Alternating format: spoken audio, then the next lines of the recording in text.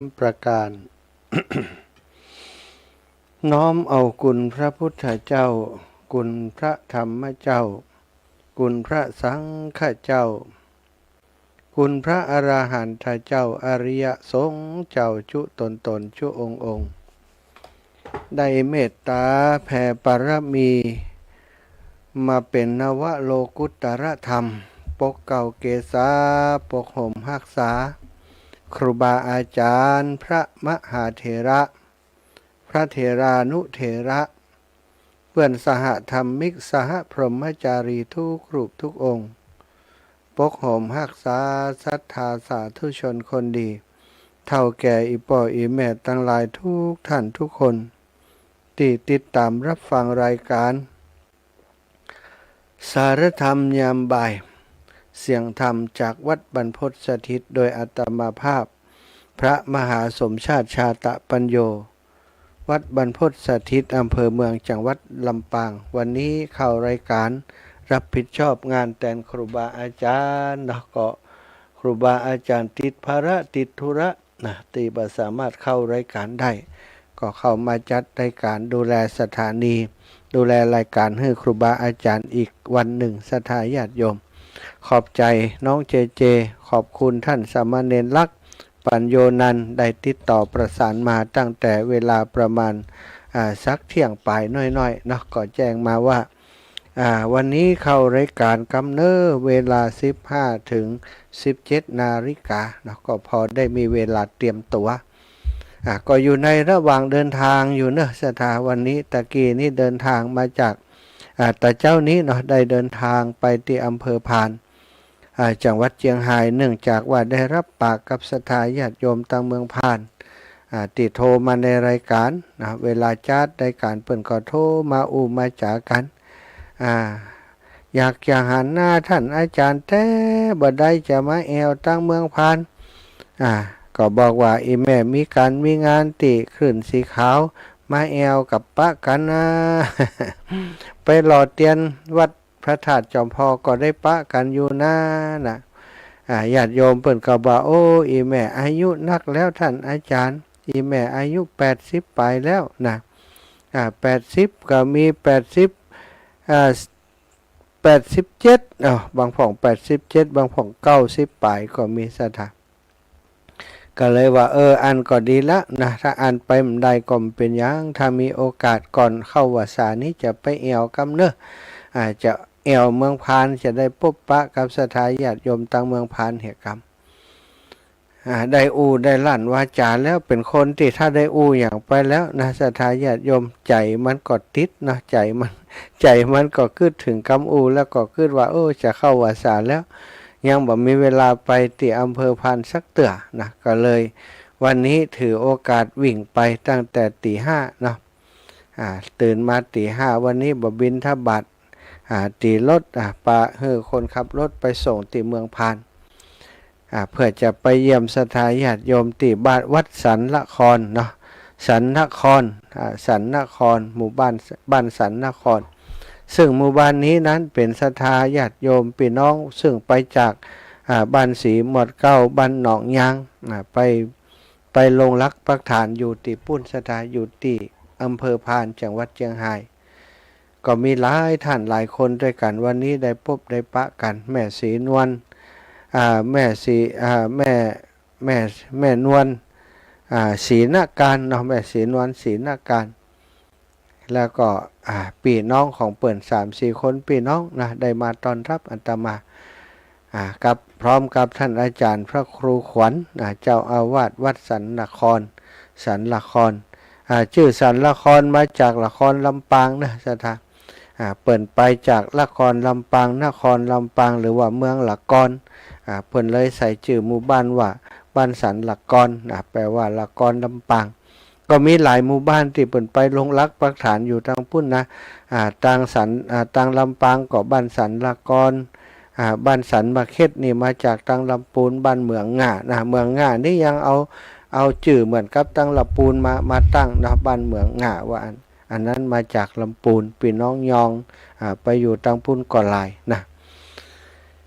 ได้ไปแอวได้ไปหันวัฒนธรรมประเพณีนะครับก็เหมือนกับทางลำปางเฮาเนี่ยเตอร์นะ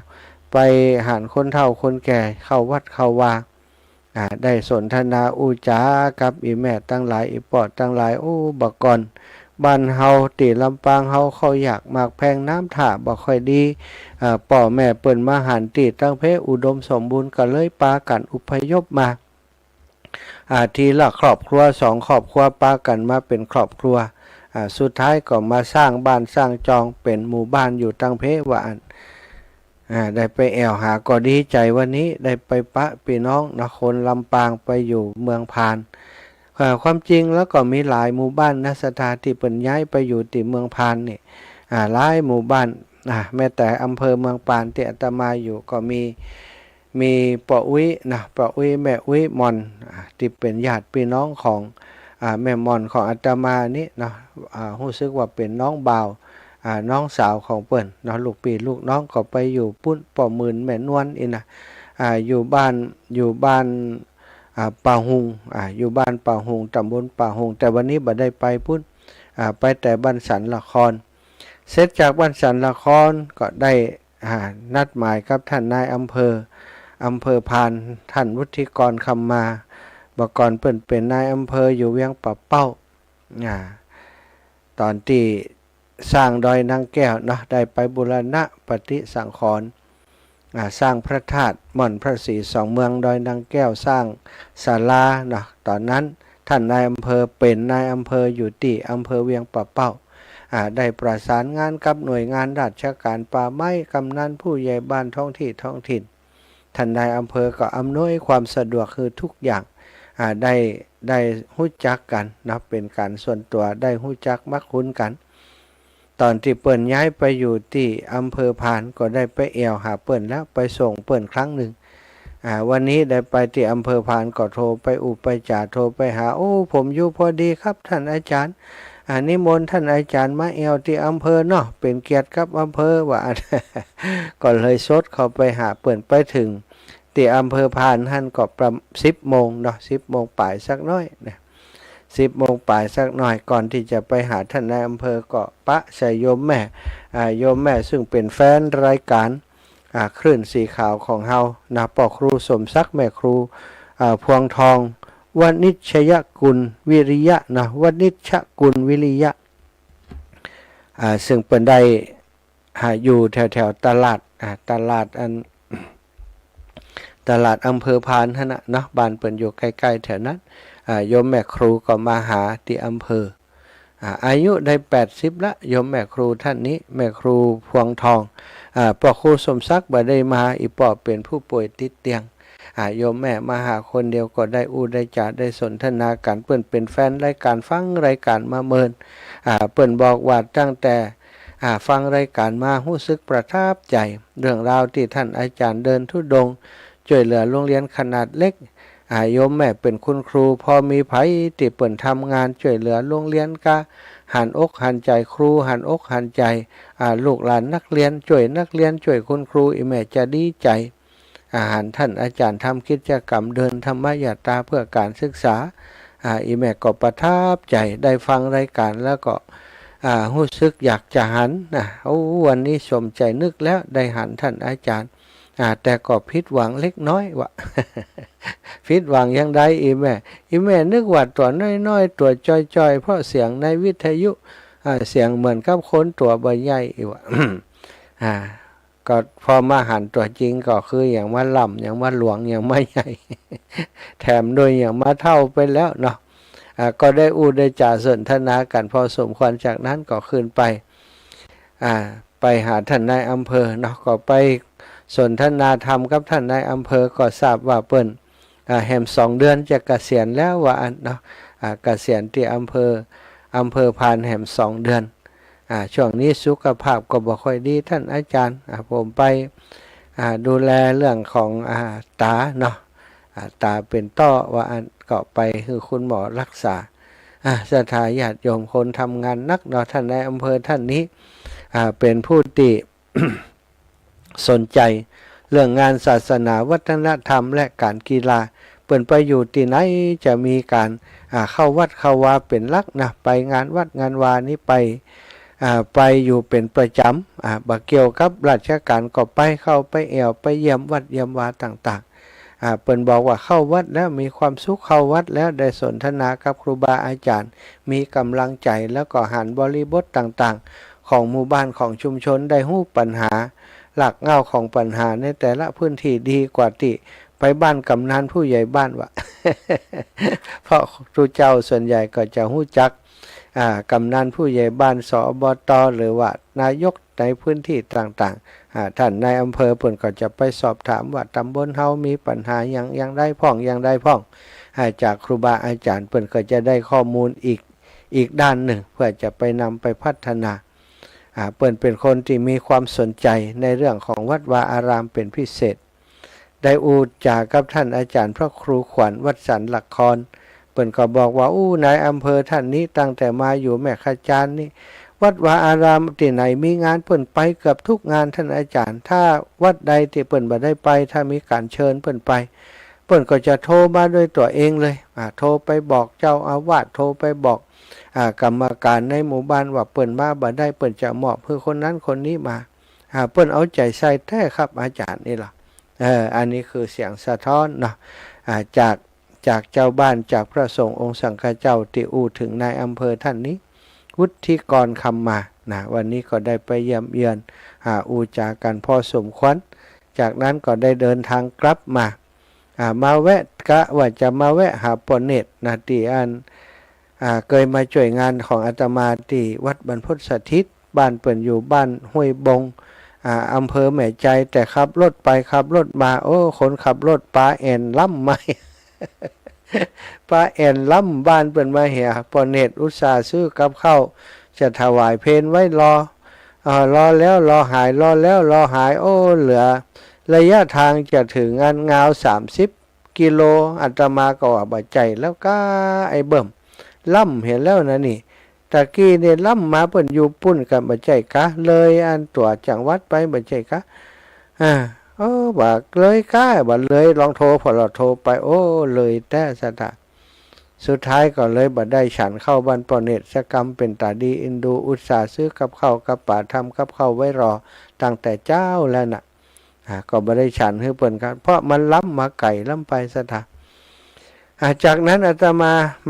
มาแวะเนาะมาแวะที่โยมแม่ที่อำเภองาวโยมแม่ครู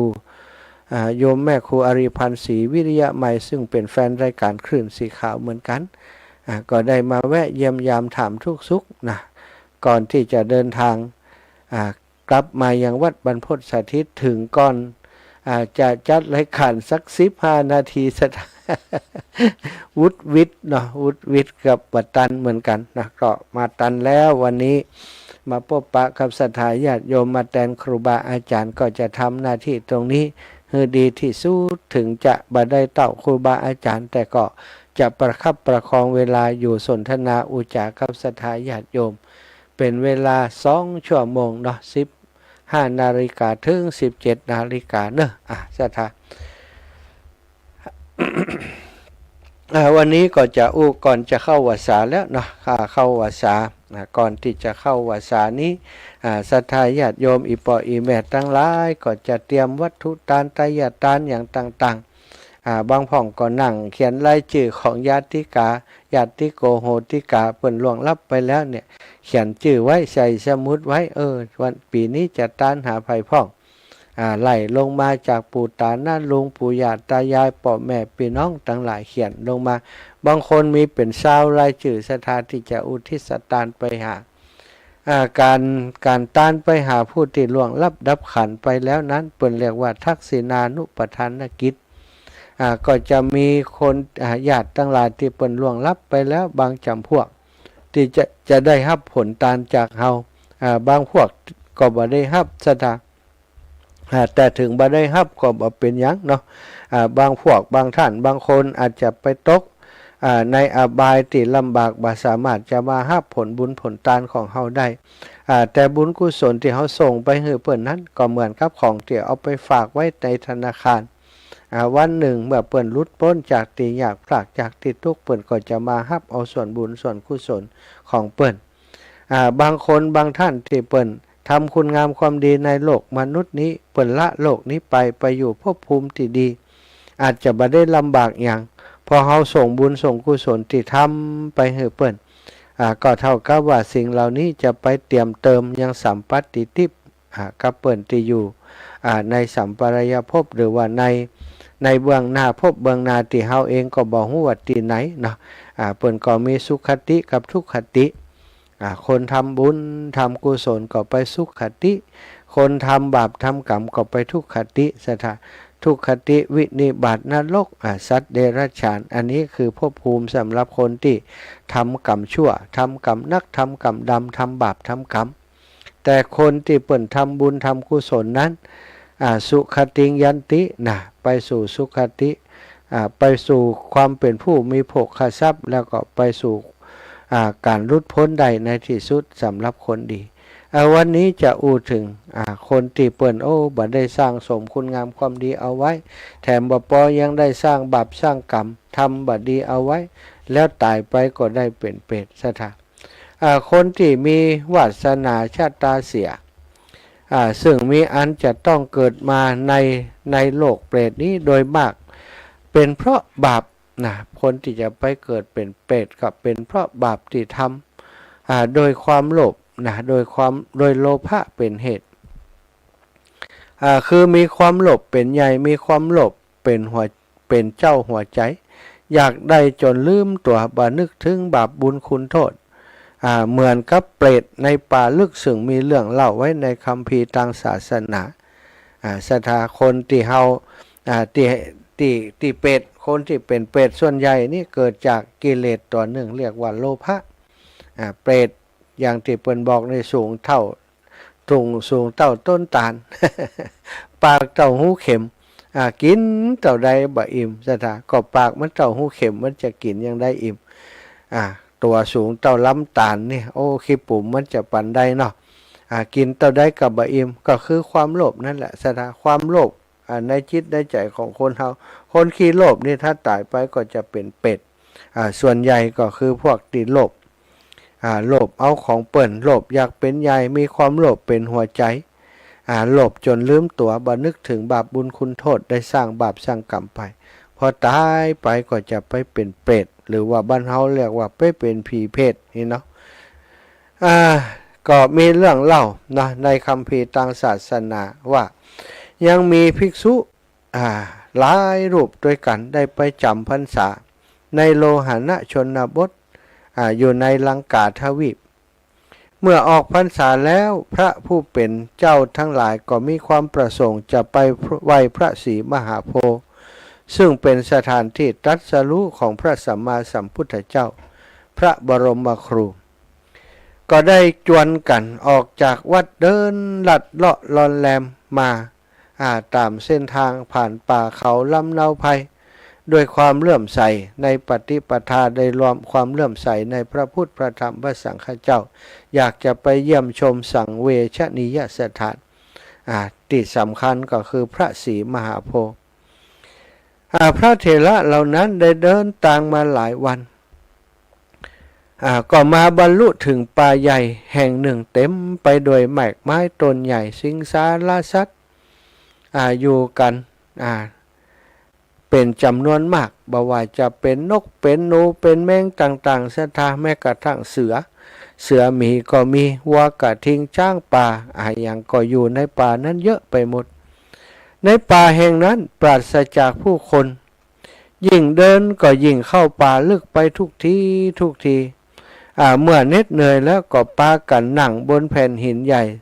ซึ่งน่านั่งกว่าที่อื่นศรัทธาเพราะแลดูแล้วสะอาดปราศจากดินภิกษุทั้งหลายก็ได้นั่งพักอยู่ที่หั่นทั้งหมดหลาย10 รูปนั่งพักอยู่ที่หั่นด้วยกันหมดพอหายเหนื่อยแล้วพระเถระผู้ใหญ่ซึ่งเป็นหัวหน้าในการเดินทางในครั้งนั้นจึงลุกขึ้นเดินไปตรวจดูตรวจไปตรวจมาก่อนนึกแปลกใจว่าเหตุไฉนแผ่นหินใหญ่ จึงปรากฏมีอยู่ในกลางป่าแห่งนี้ซึ่งมีแต่ดินแต่อะไรอย่างบัดน่าจะมีก้อนหินใหญ่ๆเยืองอีกเกิดขึ้นตรงนี้ก็น่าแปลกใจซึ่งบ่มีทีท่าว่าจะมีภูเขาหรือว่าลำห้วยลำธารอยู่ใกล้ๆเลยบ่เห็นนี้มันลูกไหนมานะขั้นแล้วก็เล็งแลดูไปโดยทิพยจักขุพระผู้เป็นเจ้าก็รู้ว่าอ๋อแผ่นหินใหญ่ที่ท่านนั่งพร้อมกับภิกษุหลายรูปด้วยกันนั้นบ่ใช่แผ่นหินโดยธรรมชาติสถานติดแต่เป็นสัตว์ประหลาดหรือว่าเปรตตัวหนึ่งซึ่งเวรกรรมชักนำให้มาเป็นเปรตรูปร่างอย่างนี้จึงได้ถามเปรตตนนั้นว่าดูก่อนเปรตท่านทำกรรมอย่างไว้แต่ชาติปางก่อนจึงต้องมารับกรรมอันน่าสังเวชได้มาเป็นบ่หินแผ่นบ่เล็กบ่เล่นอยู่ตรงนี้เปรตตนนั้นก็ได้ตอบพระเถระเจ้าโดยความเศร้าใจเสียงอ้อยๆออกมาว่าข้าแต่พระผู้เจริญพระเป็นเจ้าเมื่อข้าพเจ้าเป็นมนุษย์ในครั้งศาสนาของพระบรมครูกัสสปะสัมมาสัมพุทธเจ้าข้าพเจ้ามีความประมาทได้ประพฤติย่ำยีทำลายตีนาซึ่งผู้มีศรัทธาอุทิศให้เป็นกัลปนาถวายแก่วัดแห่งหนึ่งให้ชิบหายโดยมาคิดเสียใจว่ากรรมชั่วเพียงเล็กน้อยบ่เป็นหยังขั้นตายลงก็มาเกิดเป็นเปรตอย่างที่พระคุณเจ้าหันอยู่นี่แหละข้าพเจ้าต้องอดข้าวอดน้ำมีร่างกายเป็นหินนอนอยู่กับดินเป็นเช่นนี้มาหลายหมื่นปีแล้วพระคุณเจ้าเปรตผู้น่าสงสารเว้นระยะนิดหนึ่งแล้วก็กล่าวต่อไปว่าขอพระคุณเจ้าพระอาจารย์เจ้าจงได้โปรดเมตตาบอกแกมนุษย์ทั้งหลายตัวเตอะว่าอย่าได้ทำเยี่ยงอย่างข้าพเจ้าจงอย่าได้ประมาทในบาปจงอุตสาห์ทำบุญทำทานขึ้นชื่อว่าของสงฆ์ของวัดของวาแล้วอย่าได้ประมาทเป็นอันขาดเพราะจะเป็นทางนำไปสู่นรกและต้องมาเสวยผลกรรมดังเช่นที่ข้าพเจ้ายังดังเช่นข้าพเจ้าที่ได้รับอยู่ในขณะนี้เวลานี้และจะหมดเวรกรรมเมื่อใดข้าพเจ้าก็ยังบ่ทราบเลยพระคุณเจ้าพระภิกษุทั้งหลายได้ฟังถ้อยวาทีของเปรตที่เป็นหินในป่าลึกก็ได้หู้สึกสลดหดหูใจแต่บ่ฮู้จะช่วยอย่างใดจึงพากันเดินทางลัดเลาะต่อไปตามที่ตั้งใจไว้คือไปถึงพระศรีมหาโพธิ์สถานที่ตรัสรู้ของพระบรมครูสัมมาสัมพุทธเจ้าขณะที่เดินไปก็ยังมีเปรตในป่าลึกอีกตนหนึ่งมีสภาพเป็นอยู่อย่างน่าสงสารเหมือนกันและน่ากลุ้มใจแทนยิ่งนักคือเปรตตนนี้เขามีร่างกายจมอยู่ในหินบนภูเขาในป่าลึกแห่งหนึ่งครึ่งตัวปรากฏรูปร่างคล้ายมนุษย์เพียงส่วนบนเท่านั้นเปรตตนนี้ทนทุกข์เวทนาอดข้าวอดน้ำตากแดดตากฝนอยู่ตากฝนเฉยอยู่อย่างนั้นไปไหนมาไหนบ่ได้เป็นเวลานับบัดถ้วนจำนวนเดือนปีคราวหนึ่งมีพระภิกษุหลายรูปหลงเข้าไปในป่าแห่งนั้นวนเวียนไปมาถึง7 วันก็ยังหาทางออกบ่ได้ต่างรูปก็ต่างได้รับความหิวโหยเป็นกำลังได้มาพบกับเปรตตนนั้นเข้าโดยบังเอิญทีแรกก็เข้าใจว่าเป็นคนมาอยู่ตรงนี้ต่างก็พากันดีใจว่าเฮามาพบคนเขาแล้วจักได้ถามหนทางว่าออกจากป่าไปทางใดบ่พิจารณาพากันรีบเข้าไปหาแล้วก็ร้องถามขึ้นได้ถามว่าดูก่อนประสบหนทางที่จะไปเมืองโน้นไปทางใดจ๋าหมู่เฮาหลงทางมา6-7 วันละแย่เต็มทีแล้วบัดเดี๋ยวนี้น่ะบ่หันจะมีทางออกเลยประสบช่วยบอกให้อาตมาทั้งหลายจิมเตอะ เปรตตนนั้นจึงตอบว่าข้าแต่พระผู้เป็นเจ้าพวกท่านลงทางอยู่ในป่าหิวโหยเพียง7 วันบ่สู้จะนักหนาต่อได้นักแต่ข้าพเจ้านี่กะต้องอยู่ที่นี่ถึง4 พุทธันดรเข้าสักเม็ดน้ำสักหยดบ่ได้ตกถึงท้องเลยพระคุณเจ้าทั้งหลายภิกษุทั้งหลายก็บอกโอ้ประสบพูดอย่างอันเล่าเปรตตนนั้นก็บอกว่าจริงๆนะท่านพระคุณเจ้าทั้งหลายพระคุณเจ้าจงพิจารณาให้ดีข้าพเจ้านี่บ่ใจคนนะแต่ข้าพเจ้านี่เป็นเปรตที่ต้องทนทุกข์ทรมานจมอยู่ในหินครึ่งตัวอดข้าวอดน้ำตากแดดตากลมอยู่อย่างนี้มาตลอด4 พุทธันดรแล้วพระพุทธเจ้าผ่านไป4 องค์แล้วสถาภิกษุทั้งหลายก็เลยถามว่าท่านทำกรรมอย่างไว้จึงได้มาเกิดเป็นเปรตที่ได้รับความทุกขเวทนาอย่างอี้เปรตตนนั้นก็เล่าให้ฟังว่าโอ้ในสมัยศาสนาของพระพุทธเจ้าองค์แรกในภัททรกัปนี้คือพระพุทธเจ้าพระนามว่ากากุสันโธพุทธเจ้านั้นกับผมนี้เกิดเป็นเจ้าให้เจ้านาเขตนาของผมติดกับเขตนาที่เขาอุทิศให้กับสงฆ์ผมเป็นคนละโมบหันแก่ได้บันึกถึงว่าจะเป็นบาปเป็นกรรมจึงได้ถอนเสาศิลาปักเหล็กหมายเขตหมายแดนทั้ง2ออกเสียเลื่อนให้เข้าไปในฝั่งนาของสงฆ์ชิงเอานาของสงฆ์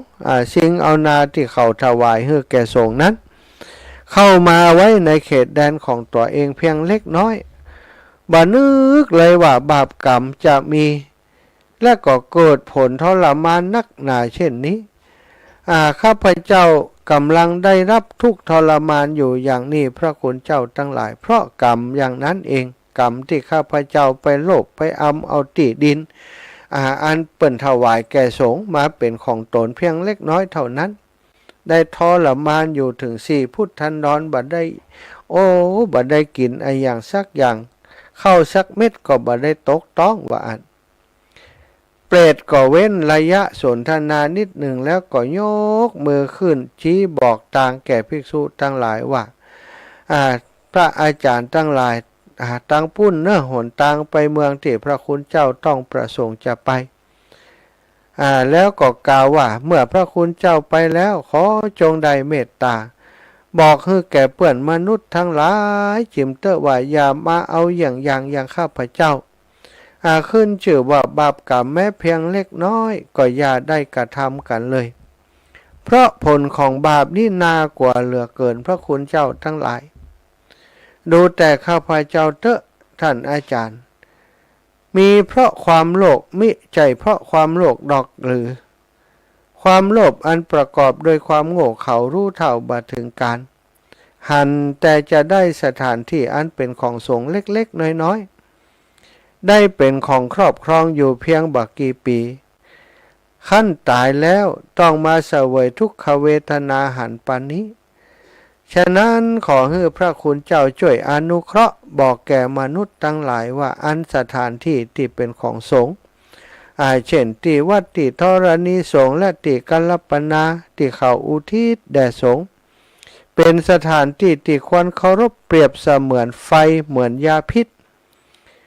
ใครมีความโลภมีจิตล่วงละเมิดแม้จะเพียงเล็กน้อยโดยความบรู้หรือว่าด้วยความโง่เขลาเบาปัญญามองบ่หันว่าเป็นบาปก็ตามย่อมให้โทษร้ายแรงนักหนาเพราะเป็นสถานที่อันคนศรัทธาเขาอุทิศถวายแด่ศาสนาเป็นการบูชาพระผู้มีพระภาคเจ้าโดยใจประกอบโดยจาคะเจตนาเลื่อมใสในพระศาสนาสุดจะประมาณเมื่อเฮามาทำให้บิดเบือนกุศลเจตนาของเจ้าของเดิมเสียชนี้ย่อมได้รับโทษ ย่อมได้รับกรรมเช่นเดียวที่ข้าพเจ้ากำลังได้รับอยู่นี่แหละพระคุณเจ้าทั้งหลาย เปรตในป่าลึกก็ได้กล่าวลำพันอย่างยืดยาวให้กับภิกษุทั้งหลายได้รับฟัง ภิกษุทั้งหลายได้ฟังคำของเปรตก็ได้แต่โปร่งสังเวชสงสารอยู่ในใจแต่ก็บ่ฮู้จะยะจังใดที่จะช่วยไถ่ถอนเอาเปรตออกจากก้อนหินนั้นได้เพราะมันเป็นกรรมของเขาเองในที่สุดก็จึงอำลาเปรตนั้นไปตามทิฏฐิเปรตตนนั้นชี้บอกจนลุถึงสถานที่ที่ประสงค์สถานอันนี้คือเปรตถึง2 ตนที่เล่าไปนี้นะเปรตถึง2 ตนนี่ที่ได้เล่าไปนี้คือเปรตที่ทำกรรมเอาไว้โดยการโลภเอาของสงฆ์โลภเอาของสงฆ์ตัวองค์ตัวแรกนั้นไปโลภเอาเข้าในนาไปทำลายเข้าในนาของที่เปิ้นมอบเพื่อสงฆ์สถานเปิ้นจะมีการรับปนาหรือว่าการถวายสมมุติว่าเปิ้นย่าให้ย่านา10 ไร่โอ้ให้นี้เอาถวายแก่สงฆ์ถ้าผลผลิตมันออกมาเกี่ยวแล้วจะเอาไปถวายวัดเนี่ยเปรตตนแรกนั้นฮู้เรื่องเป็นอย่างดีเมื่อฮู้ว่าเปิ้นจะเอาไปถวายวัดโดยความโลภโดยความริษยาอย่างก็บ่ฮู้จะประมาณได้ไปทำลายเลือกสวนไร่นาที่เปิ้นถวายแก่สงฆ์นั้นเพื่อเกิดความเสียหายแม้จะบ่เสียหายทั้งหมดเพียงแต่เสียหายไปส่วนหนึ่งบ่ได้รับผลผลิตเต็มเม็ดเต็มหน่วยวิบากกรรมแค่นั้นเท่านั้นนั่นเองสถาทำให้เปรตตนนี้คือทำให้มนุษย์คนนั้นเมื่อตายไปแล้วก็กลายเป็นเปรตเสวยทุกข์ทรมานอยู่ในถึง4 พุทธันดรกลายเป็นก้อนหินอยู่ในป่าลึกคนทั้งหลายไปในป่าก็ไปนั่งไปเซาอยู่หั่นถ้าคนที่บ่มีตาทิพย์เนาะอย่างที่พระเถระตะกี้เปิ้นมีตาทิพย์มีจักษุญาณเป็นพระอรหันต์ขีณาสพที่บรรลุตรัสรู้ตามประกอบด้วยปฏิสัมภิทาเปิ้นก็สามารถมองตังในได้คือมีตาทิพย์ได้หันทะลุผู้โปร่งว่าอันนี้บ่ใช่ก้อนหินธรรมชาติแล้วนี่เป็นเปรตตนหนึ่งนี่เองบ่ใช่ก้อนหินธรรมชาติก็ได้ถามถึงวิบากกรรมเขาก็ได้บอกถึงวิบากกรรมที่ได้ทำมานี่เปรตตนแรกศรัทธาญาติโยมตนที่2นี้ก็ใกล้เคียงลักษณะเดียวกันแต่อันนี้อาจจะนักกว่าตนแรกน้อยเนาะตนนี้นี่ตนที่2นี่ได้โลภเอาที่ดินอันเป็นธรณีสงฆ์เอาเป็นที่ให้ที่นาเหมือนกันที่เปิ้นเอาถวายแก่สงฆ์เปิ้นปักเขตปักเดนไว้แล้วอันนี้เนี่ยถวายแก่สงฆ์เหมือนกับว่าถวายเป็นที่วัดที่วานั่นแหละสถานที่มันติดกันกับเขาเป็ดตัวนี้ก็เลยเปิ้นบ่มีไผอยู่เนาะก็ขยับเสาหลักไปขยับไปแหมน้อยเนี่ยไปกินที่เป็นที่เปิ้นมอบเพื่อกับสงฆ์ไปเพียงเล็กน้อยก็คิดว่ามันเป็นปัญหาหยังแต่สุดท้ายด้วยความโลภอันนี้นี่เองทำให้เป็ดตัวนี้ต้องไปเสวยทุกข์ไปเป็นก้อนหินครึ่งตัวท่อนบนนี้เป็นกับมนุษย์ตากแดดตากฝนอยู่อย่างอั้นซะท่าบ่ได้กินหยังตากแดดตากฝนน้ำก็บ่ได้ดื่มข้าวสักเม็ดก็บ่ลงต้องเตียวไปที่ไหนก็บ่ได้เสวยทุกข์ทรมานอยู่ตรงนั้นนั่นเองอันนี้คือกรรมของเขาที่ทำไว้ที่สร้างไว้จึงได้ไปเกิดเป็นเปรตซะท่าความโลภทำให้คนเป็นเปรตความบ่ฮู้จักพอความอยากที่บ่ฮู้จักพอบ่ฮู้จักสันโดษจะปัจจุบันนี้ยิ่งนักหนาเนอะศรัทธาญาติโยมบางที่บางแห่งเนี่ยบางเตือวัดว่าอารามมันร้างไปเนาะบ่มีปันเมินนานมาแล้วเอกบางสมัยเนาะมันมีศึกสงครามเกิดขึ้นมีการฆ่าภิกษุก็ดีมีการพระภิกษุทั้งหลายไปบวชเป็นทหารเหี้ยเนาะวัดวาอารามสมัยก่อนมีเยอะมีนักมีหนาแต่ปัจจุบันนี้ลดลงไปจากจำนวนที่มีพระภิกษุไปเป็นสมภารของวัดนั้นน้อยลงบางวัดบางวาบ่มีพระสงฆ์องค์สังฆเจ้าอยู่ก็ปล่อยให้ลกล้างไปเสนาสนะเป็นโบสถ์เป็นวิหารศาลาการประเรียนอย่างเจดีย์เจเดอร์อย่างสุดโทรมลงไปยุบเสียหาย ลงไปตามกาลเวลาดูสภาพเหมือนกับบัจจัยตีวัดสถาญาติโยมคนที่ไปอยู่ที่หลังนี่มีบ้านมีจองอยู่ใกล้ชิดวัดบ่ก่อนนี้หู้อยู่ว่าเป็นวัดแต่ตอนนี้บ่มีไผอยู่แล้วก็เลยลามสถาขยายหัวออกไปปลูกพักปลูกไม้ปลูกโน่นปลูกนี่เอาไปเอามาล้อมหัวออกไปติ๊กๆล้อมไปที่วัดเป็นของตัวมดนี่สถายังมีอยู่หลายแห่งนะในประเทศไทยนี่มีคดีฟ้องร้องกันอยู่หลายที่เหมือนกันที่คือถ้าเป็นที่ธรณีสงฆ์แล้วเปิ้นจะแจ้งไปยังกรมศาสนาเป็นที่ธรณีสงฆ์แล้วมันจะมีหลักฐานอยู่ที่กรมการศาสนาซะท่าโฉนดของวัดก็ดีเอกสารสิทธิ์ต่างๆที่ขึ้นชื่อเป็นวัดก็ดีเปิ้นมีพิกัดหมดทิศไหนซะท่าถ้าเปิ้นมาตรวจสอบแล้วบางที่บางแห่งเปิ้นลงมาตรวจสอบแต่คนที่เข้าไปโลภเอาตีธรณีสงฆ์เนี่ยก็บอกว่าโอ้เฮาอยู่นี่มาเป็น20 กว่าปีอยู่มาจนบางทีลูกเต้าเกิดที่นี่อายุป่น50-60แล้วบัดเดี๋ยวนี้จะมาบอกว่าเฮามาบุกลุกได้อย่างใดบ่ก่อนก็บ่ใช่เป็นวัดเป็นว่าแล้วตรงนี้มาว่าเป็นวัดได้อย่างใดเปิ้นก็เอาหลักฐานให้พอโอ้เถียงบ่ได้แต่ที่นี้การครอบครองที่เปิ้นครอบครองมาเมินนานแล้วเนาะบางทีก็สู้กันทางกฎหมายหลายอย่างแต่อย่างใดก็ตามซะท่าถึงจะสู้ด้วยกฎหมายชนะแต่ที่ตรงนั้นเป็นธรณีสงฆ์เฮาไปโลภไปมาเป็นของตัวเก่าก็สุดที่จะว่าเตอะซะท่าญาติโยมขนาดเล็กน้อยเนาะไปทำลายของสงฆ์เล็กน้อยตายไปเป็นเป็ดอยู่เป็น4 พุทธันดร4 พระพุทธเจ้าพุทธันดรนี่การล่วงไปของพระพุทธเจ้า4 พระองค์ก็ยังได้เป็นเปรตอยู่อย่างนี้อาตมาคิดว่าณปัจจุบันนี่โอ้เปรตนี่ยิ่งนักอยู่ทั่วทุกหัวละแห่งเลยเนาะคนติดโลภเอาของเปื่อนกาคนติดโลภเอาของวัดของวากาแม้กระทั่งของเปื่อนบ้านนะสตาโลภคณากาตาจังนี่มีกันหลายเต่าตีได้เคยหู้จักเคยได้ยินเรื่องราวต่างๆในชีวิตที่อาตมาผ่านมานี่เนาะก็ได้หันกรณีอย่างอีเกิดขึ้นนักหนาเนอะสตาบางคนนี่ก็มีให้มีนาเนาะคุดคณาคันเด่นเปิ่นบ่ฮู้คุดก็คุดซะดาคนสมัยก่อนเปิ่นห้ามคุดคันเด่นหรอเนาะคันเด่นนี่ห้ามคุดเด็ดขาดนะซะดาคือมันอยู่อย่างนั้นนะถ้าเอาพอกนี่ได้แต่ว่าห้ามคุดออกบางคนไปถากคณาถากไปเอาคณาเปิ่นมาเป็นของตัวโลภคณาเปิ่นถึงว่าโลภคณากาตะจัง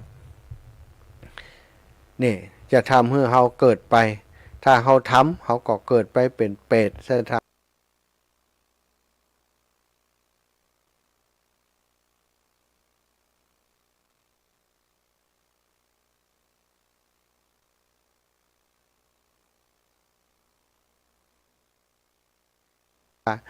เป็นเปรตก็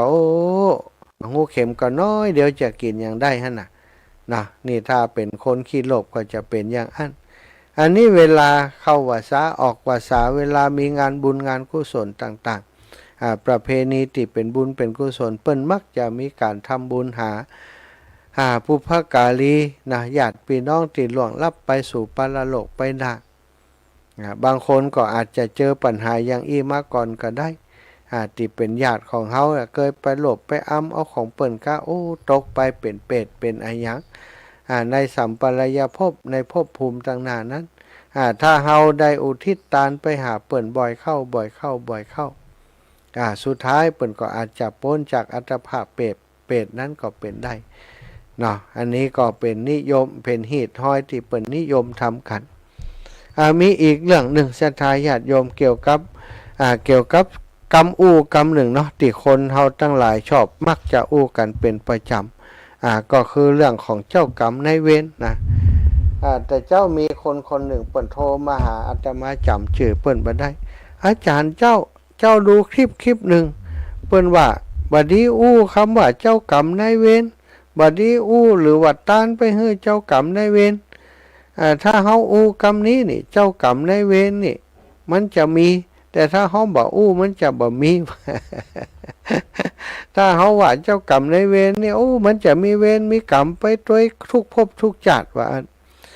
ความจริงศรัทธาบ่ฮู้ไผอู้หรือว่าอู้แต่บ่แต่อย่างใดบ่ฮู้นะอันคำว่าเจ้ากรรมนายเวรนี่ศรัทธามันเป็นกรรมที่เปิ้นอู้กันมาเมินแล้วเนาะการกินการทานเปิ้นส่วนใหญ่จะมีเนี่ยเปิ้นจะมีว่าทานฮื้อพ่อฮื้อแม่กะทานฮื้อเทวบุตรเทวดากะทานฮื้อเจ้ากรรมนายเวรพ่อเกิดแม่เกิดเนี่ยศรัทธาเจ้ากรรมนายเวรนี้ก็มีถ้าจะอู้ว่ามันเป็นอย่างใดคำว่าเจ้ากรรมนายเวรนี่นะศรัทธาเฮาเองเกิดมาบนโลกใบนี้เนี่ยบางครั้งเฮาก็ไปทำบาปทำกรรมกับคนนั้นคนนี้หรือว่าแม้กระทั่งสัตว์สิ่งหิ่งห้อยสัตว์น้อยสัตว์ใหญ่ตั้งหลายบางเตือเฮาไปฆ่าไปอย่างเปื่อนเอามาประกอบอาหารเอามาเป็นอาหารกินอย่างเงี้ยไปทำลายชีวิตของสัตว์อื่นของคนอื่นซึ่งสัตว์ที่เฮาทำลายชีวิตก็ดีหรือว่าคนที่เฮาไปทำให้เขาเดือดร้อนเสียหายอย่างต่างๆก็ดีคนเหล่านี้ก็มักจะผูกกรรมผูกเวรอย่างในเรื่องนิทานเนาะที่เปิ้นว่านางยักษินีไล่จับลูกมนุษย์กินนะจริงๆแล้วเริ่มต้นโดยการที่เป็นภรรยาหลวงภรรยาน้อยบัดลงร้อยกันภรรยาหลวงนี่ไปเอาเปิ้นมาเป็นเมียน้อยของสามีเพื่อจะให้มีลูกพอเปิ้นจะมีลูกก็ก็กลัวว่าถ้าเขามีลูกเขาจะเป็นเจ้าของสมบัติต่างๆหมดอย่างใดดีก็เลยจัดการฆ่าลูกเขาปรุงยาทำลายน้องน้อยในครรภ์ของผู้ที่เป็นเมียน้อยนี่เอาไปเอามาทำลายครรภ์ละอ่อนฆ่าละอ่อนสุดท้ายมานี่มาทำลายถึงชีวิตของคนเป็นแม่ก็คือตายถึงแม่ถึงลูกกินยาโดนยาพิษตายถึงแม่ถึงลูกก่อนจะตายเลยตั้งอธิษฐานจิตผูกเวรผูกกรรมกันไว้ว่าข้าพเจ้าถ้าเกิดไปจัดได้ก็ขอให้ได้เป็นสัตว์หรือว่าเป็นคนที่เหนือกว่าแม่หญิงคนนี้ขอให้ข้าพเจ้าได้กินเขาและลูกของเขาด้วยพอเกิดไปแหมจัดนะคนนั้นเกิดมาเป็นไก่แหมคนเกิดมาเป็นแมวก็กินไก่ ไก่ตัวนั้นก็แค้นต่อแหมผูกกรรมผูกเวรข้าพเจ้าเกิดไปแหมจัดขอให้ได้เป็นสัตว์ที่ใหญ่กว่านางแมวตัวนี้ขอให้ข้าพเจ้าได้กินนางแมวตัวนี้ด้วยเถิดต่างตัวต่างตายไปต่างคนต่างตายไปเกิดแหมจัดคนที่เคยเป็นแมวนั้นก็เกิดมาเป็นเนื้อเนี่ยคนที่เคยเป็นไก่นั้นก็เกิดมาเป็นเสือก็กินกันไปอย่างอีจนสุดท้ายคนหนึ่งเกิดมาเป็นนางยักษินีแหมคนเกิดมาถึงเป็นนางกุลธิดาก็ผูกกรรมผูกเวรด้วยกันมาจนมาเสี่ยงกรรมเสี่ยงเวรที่พระพุทธเจ้าบอกว่าเธอบ่เบื่อกะผูกกรรมผูกเวรต่อกันมาบ่ฮู้กี่ภพกี่ชาติเธอยังต้องการจะผูกกรรมผูกเวรกันต่อไปแหมกะเธอบัดยังบ่อยากจะให้อภัยซึ่งกันและกันแต่ก็จะกินกันยังเอี้ยกะไปตลอดก็ว่าได้ก็เล่าให้ฟังทั้งหมดนางยักษินีกับนางกุลธิดาก็เลยหันว่าโอ้กรรมของเฮาโลนี่สองคนที่สร้างอาฆาตต่อกันมาจึงทำให้เป็นวิบากคำภพคำชาติมาก็เลยได้ให้อภัยต่อกันซะท่าจึงต่อมาก็จึงทำให้กรรมเวรของเจ้ากรรมในเวรถึงสองคนนี้หายไปเฮาทั้งหลายก็เหมือนกันศรัทธาญาติโยมเฮาจะไปฮู้อย่างจัดที่แล้วจัดที่ผ่านมาเฮาว่ามีตาทิพย์ตาวิเศษนะว่าเฮาได้ทำอะไรอย่างกับไผพ่องการให้อภัยหรือว่าการอุทิศบุญกุศลที่เฮาทำนั้นไปให้คนที่เฮาเคยล่วงเกินเปิ้นโดยประการใดก็แล้วแต่อันนี้เป็นสิ่งที่ดีเป็นสิ่งที่ดีเป็นสิ่งที่ทำไปแล้วเฮาเองก็สุขใจ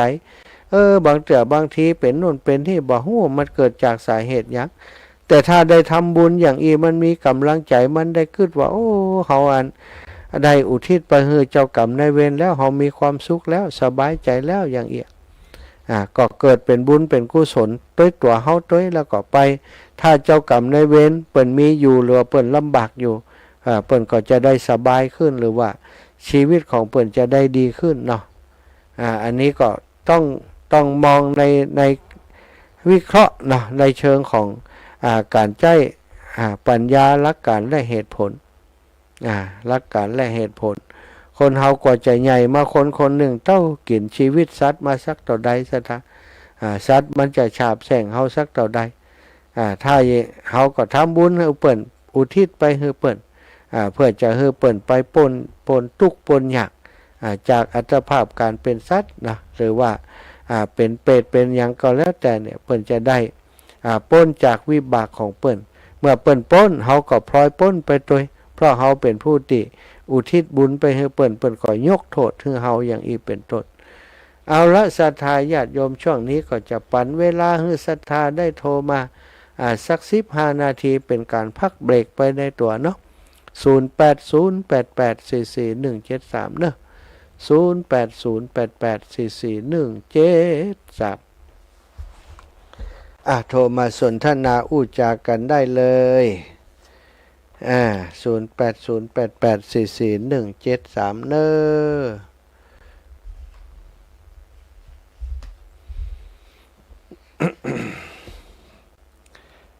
ะพี่น้องตังเจียงใหม่เอาช่วงเวลานี้นี่ไปถึงเมืองฝางเนาะแต่ว่าพี่น้องเมืองฝางได้ไปไปเยี่ยมครูบาอาจารย์ท่านอาจารย์พระมหาประสิทธิ์ธรรมาภินันโทเนาะที่โรงพยาบาลลำพูนเจริญปอนแม่เจ้าเจ้าอันนี้อันที่แม่วันที่จะปลูกต้นใหม่มาเอากระดอกไปปลูกกันเหรอมีเวลากะหลานมาเอาก็ได้ลูกพระอาจารย์เพิ่นก็ฮู้นะบอกมหาชุมชาติเด้อนะเพิ่นว่านะแม่ขอไม่มีเรามันใหญ่แล้วนะดอกเนี้ยดอกเนี้ยดอกท้องอุไรมันเป็นต้นใหม่กับเป็นต้นใหม่ใหญ่ก็นะเอาไปปลูกมันกระดอกอยู่ตลอดดอกสีเหลืองเดี๋ยวจะบอกเดี๋ยวจะถามเบิ่มพ่อกันเนอะเจ้าขนาดมาเอาก็ได้มันมีหนักเลยแม่บอกมันใหญ่แล้วนะแม่โค้ดเจ้าสัตว์ตู้แม่เจ้าสบายดีเนาะเจ้าแม่เจริญปอนแม่มะลิวันพิเคราะห์งานไหวสาเจ้าสาวแม่ไอไปถึงปุ่นแบบหันหน้ากันสักครั้งไอหมดนั่นเป็นวัดหมดสุขภาพบัดได้เลี้ยงปีนี้ไหม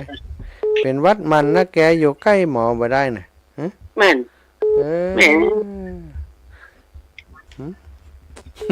เป็นวัดบ่อยขนาดไหนอัน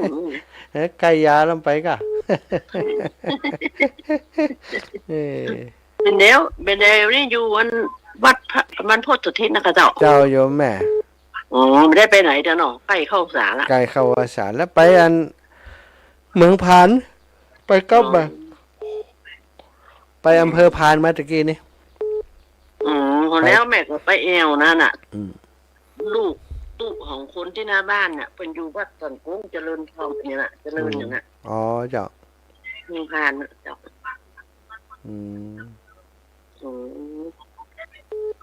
ก็เจ้าก็ออกไปใจกะเจ้าอันได้ออกกะฮะออกตะวากะอีแม่ตะวากะหาแม่ก็ปหลงปลิงตะวานี่4 ชั่วโมงฉันลบเลยตะคืนน่ะมันต่อเนื่อง4 ชั่วโมงต่อเนื่องถ้า2 ชั่วโมงพักยังแค่อันจบรายการปุ๊บปิดเครื่องหัวชุกเข้าที่นอนนอนช่ำเป็นบันลับว่ามันจะผิดเวลาร่างกายมันเพลียแล้วก็สมองมันยังได้หมู่เนาะมันเหมือนกับว่าวิตกกังวลประมาณเนี้ยสัตว์ตู้นะแม่นะขอบคุณแม่เนอะแม่ไม่ยังแม่โทรไปได้นะเจ้าขอบคุณบุญรักษาแม่เนอะเจ้าไหว้สาเจ้ากินน้ำอุ่นน้ำนักจะได้หายเร็วๆเจริญปอนเจ้าท่านอารมณ์ดีไปแอวไหนพ่องวะนี่ไปวัดตะกะยกชัดวันนี้กับตานันเตียนพระราชทาน โอ้โอ้เตียนพระราชทานงามก่อง ามอย่างอุบลราชนะกะ โอ้เจ้าดีก่ะ เตียนเพิ่นเล่มสีแดงเนาะ ล่ะ ค่ะปีไหนเปิ้นก็มีเป็นสีเนาะอันพระคณะยกว่าจากเจ้านะมันตอบมาได้มันตันอย่างนั้นเนาะประเด็นเนาะที่แม่ไว้ถามแต่คืนเนาะ มันตันจ้ะ มันตันอย่างว่าตันบ่ได้หมูเนาะ ว่าอย่างไรก็ นะ ว่าอย่างไรก็ ไปอย่างก็กัตโลตัสมิงเตกุมาจตุโยนิกาปัญเจกัจจโภกลาสังสะดันตาภาวะพระเวสัตว์ทั้งหลายทั้งอยู่ในโลกอยู่ในภูมิทั้งสามอยู่ในกำเนิดทั้งสี่มีขันธ์ห้าขันธ์มีขันธ์เดียวมีขันธ์สี่ขันธ์กำลังท่องเที่ยวอยู่ในภพน้อยภพใหญ่ก็ดีอ่ะ ถามยังยัง ฮะ ถามยังยัง ก็ไว้กู้คืนว่ามันโมโหว่าปัญหามันเป็น มีปัญหาอย่างมีปัญหาอย่างสักอย่างเปิดให้พิจารณาอันขันของเฮานะกะเฮาพิจารณาเป็นวิปัสสนาลุนี่ฮะคำแปลมันอยู่หั่นแล้วลูก มีกำแปะ บ่มีอย่างไรอยู่ในภพน้อยภพใหญ่หั่นลูกสั่งสันลังกานั่นสัตว์สี่ขาห้าขาหกขา10ขาน่ะ อันนี้มันมีกำแปะไปโจทย์ไปอันบวชชีเมื่อก่อนไม่โดมเป็นมีหนังสือเพิ่มมันมีกำแปะ อันเนี้ยคำที่แม่ว่าตะกี้เป็นคำแปลอยู่ในตัวหั่นลูก ค่ะอันเอก สาธุไม่จุกันตอบเจริญปอนแม่จันทร์ศรีสุขา สาธุลูกก็มา จ้าแม่ แม่ฟังอยู่เป็นกำลังใจให้อยู่ เป็นกำลังใจให้อยู่ใจยั่งบ่ได้ใจยั่งบ่ได้ ยัง ตอนนี้เป็นกำลังใจให้อยู่ใจยั่งบ่ได้อะกะฮะ มันยังเป็นกำลังใจไปตลอดชีวิต นั่นก็ตอนนี้สาธุนะแม่นะแต่ว่าไปเอาด้วยมันก็ เจ้าไปกะ สาธุดีอนุโมทนาบุญ ดู ติ เปิ้นบ่อู้อ่ะมันเปิ้นอยากอู้กันแต่ว่าอย่างก็แม่อันประสาทลิ้นเนี่ยมันยังบ่ได้อันกายภาพกำเตื้อมันแข็งอยู่แฮมเหมือนน่ะแม่เด้อเป็น เจ้าเนี่ย จ้ะสาธุนะแม่นะ เจ้าสาธุอยู่ดีมีสุข เจริญปอนโหปงดอนไว้อย่างไรนี่ นั่งได้มาเห็นหนูลำพูนเนี่ยกันเดียว นั่นได้ฟังจากลำปูนเพิ่นอีไล่โลไม่อยู่ลำปูนเห็นไปอยู่เจหมได้ฟังได้ฟังอันนี้ว่าอันนี้หาประสิทธิ์เป็นขึ้นตัวแล้วกะ ดีขึ้นแหม่มเดี๋ยวนี้กันเหลืออย่างเดียวคือสมองความทรงจำอย่างเปิ่นดีหมดอะแต่ว่าประสาทลิ้นน่ะมันยังบ่ทำงานแต่มันยังเปิ่นยังบ่ได้กายภาพตรงนั้นครับแต่ เพราะว่าก้อนนี่มีเวลาจนหอนไปชงนะ ไปกับแม่ที่อันโรงพยาบาลลำปูนก็คอยเช็คพอก่อนถ้าอย่างได้เช็คพอก่อนว่าเปิ่นออกจากโรงพยาบาลได้ยังอย่าถ้าจะไปก็โทรหาเฮาก่อนเพราะมีเบอร์โทรของแม่คำแดงอยู่ จ้ะ แม่แดง ผ่านตาแล้วก็ลุยขึ้นมาลำพูนเนี่ย เจ้า เดี๋ยวปีขึ้นไปปลูกหน้าวะ นั่นแล้วก็สลับกันเจ้า แม่มาอยู่แล้วให้ปีไป นี่ไปหาหมอแล้วก็มาแล้วก็ไป เจ้า อยู่กับหลาน มาอยู่แทนเขา คนกิโลไม่ถึงดีแต่เนาะ มันกับเพิ่งเป็นนี่มันได้อดเอากะเนาะ มันจะเป็นมาเหมือนต่อได้ลูก พังเตะตะกี้ก็เป็นกายที่กลัวลางกูไปโหลบยังกระจากเลี้ยวไก เฮากัดเจ้ากรรมในเว้นอากาศตานี่เป็นเนี่ย ถ้าจำได้ตั้งใจเนอะอีกอ่ะเนาะ จะห้อมหูเนาะ เจ้าแม่ เจ้าคนเดียวเหรอหูหาดีงอกดีงอยป้องมีโรงพยาบาล เจ้า เอาสาธุนะห้ามสายอื่นกันแม่ เจ้าเป็นร่างใจเนอะ เจ้าแม่เจริญปอน96ไปไหนล่ะนี่แม่แดงศิลธนันชัยลำพูนแม่แดงพยายามติดต่อมา8516แม่แดงเจริญพรแม่อ้อยเจ้าการนมัสการเจ้า อันออกรายการบุญญวัฒน์นี่เนาะ เจ้าออกไปเชียงใหม่ปะบุญญาวัดด้วย แล้วเดิมจะนี่อยู่ไหนบรรพตสถิตเนี่ยกะใช่ ใช่แล้วนู้นมันป้ากันเนี่ยว่าวันนั้นไปกับมันตีปุ่นอันตีปุ่นมีได้ส่งไม่ได้ไปกับวันที่21ไม่แอลกะวันที่21จะนี่กะจะตานกระเบื้องปูพื้นนะเพิ่นจะมาตานกันที่21นี่กล่องละ193 บาท193 บาท193กล่องละเจ้าถ้ามีโอกาสก็มาแอลเนอะวันนักบุญทั้งหลายไปตุ้ยครับเจ้าเดี๋ยวจะอู้รายการอยู่จ้ะเจ้าสาธุเจ้าเป็นกำลังใจท่านเจ้าสาธุแม่เจริญปอนแม่วันสาเจ้ายืมวันไปใส่ป่าจิ้มตามท่านตลอดเลยโอ้เจ้าแม่วันตะวันก่อนกับผ่านสันกำแพงนี่แม่ไปเยี่ยมตุลุงแดงก็มาตั้งสันกำแพงนี่แม่ไก่ยั่วเจ้าแม่สบายดี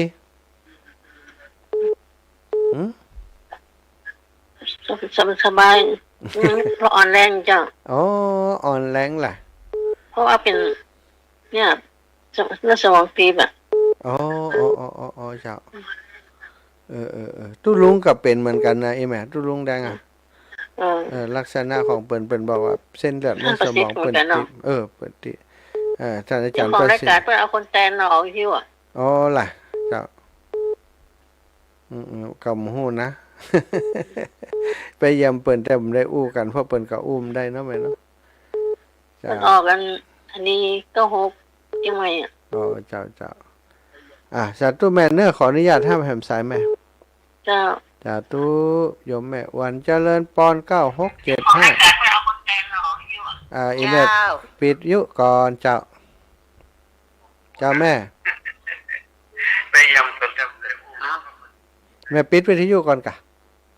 เจ้าเป็นละเจ้าจ่าสัตว์ตู้ท่านมหาสมชาติกับเจ้าแม่นแล้วโอ้ตะเกียงโทรไปจะไหนเจ้าบดอิดอันนี้แม่แก้วลุนฝางหนองยาวนะเจ้าแม่แก้วลุนกะแม่แก้วลุนคนเก่งแม่แก้วลุนไทยตระกูลนะเจ้าแก้วลุนไทยตระกูลอันบ้านหนองยาวใต้ตำบลแม่สูนอำเภอฝางเจ้าตำบลแม่สูนเนาะเคยทำบุญกับท่านเมื่องานหลวงพ่อแล้วก็มาแล้วก็ที่ท่านอย่างก็ปะเพียนหลวงพ่ออย่างก็แล้วแม่ก็ลืมที่ลืมนะจำว่าแม่ก็หอมไปหอมค่าน้ำค่าไฟไป300แล้วก็ค่าเทียน200แล้วก็เป็นทำหนตางอย่างที่ไหนโมฝากแสงล่าไปแสงล่าสาโทนน่ะเจ้าหลายโลนี่ฝากมาหลายร้อยโลนี่เจ้าแต่โลท่านไม่ได้ปุ๊บแต่ว่าท่านถ้าจะแม่ก็ทำผิดเนาะอย่างก็88อย่างนั้น08088441733ที่แม่โทรมาเนี่ยค่ะเจ้านั่นล่ะก็ว่าโทรหาท่านนั้นมาได้ตีสักเจื้อไอ้น้องไม่ได้ก็มาดูแต่ฟังตึงวันเลยเจ้าตึงวันทุกวันเลยฮะแล้วก็ท่านไปที่ไหนไปพักที่ไหนไปเดินดงที่ไหนแม่ก็ฟังตลอดเจ้าแต่ไม่ได้โทรไปแต่ไม่ได้โทรไปกำลังใจแต่อยู่กำลังใจอยู่บ้านพักก่อนเด้อสาธุนะแม่นะขอบคุณเจ้าสาธุอนุโมทนาพักผ่อนสักกรรมศรัทธาญาติโยมเดี๋ยวก่อยพบกันใหม่นะ พบกันใหม่ชั่วโมงต่อไปชั่วโมงนี้ขออนุญาตพักกรรม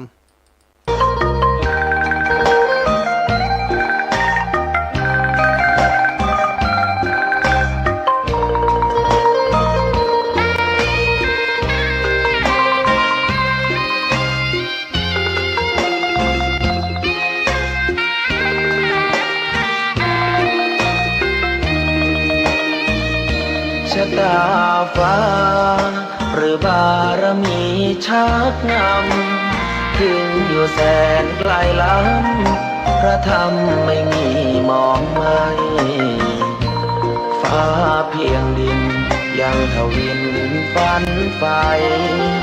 เข้าดงขมิ้นเมื่อใดอิ่มอกอิ่มใจเสมอสายทางคนดีใจน้อมอธิษฐานบารมี สิ่งดีที่ได้พบเจอ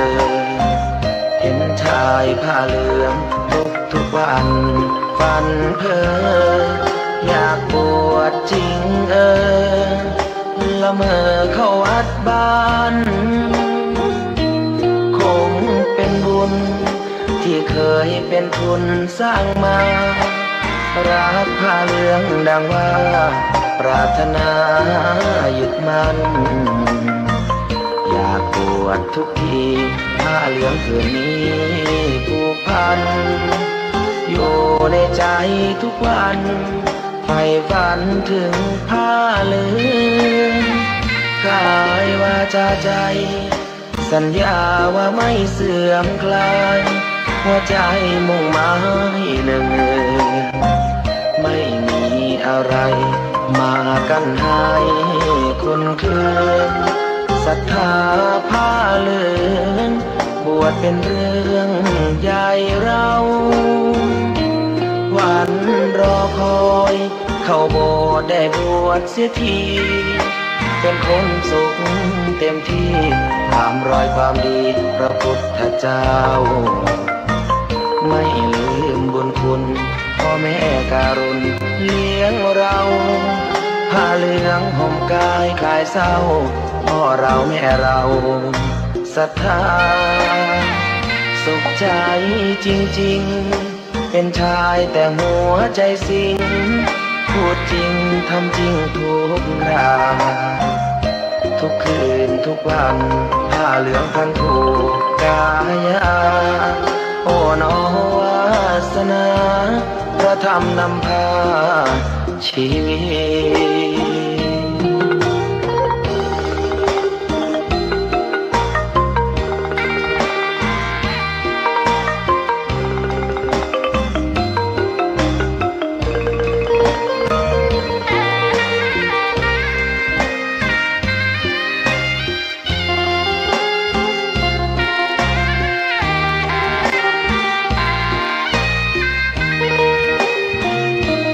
วันรอคอยเข้าโบสถ์ได้บวชเสียที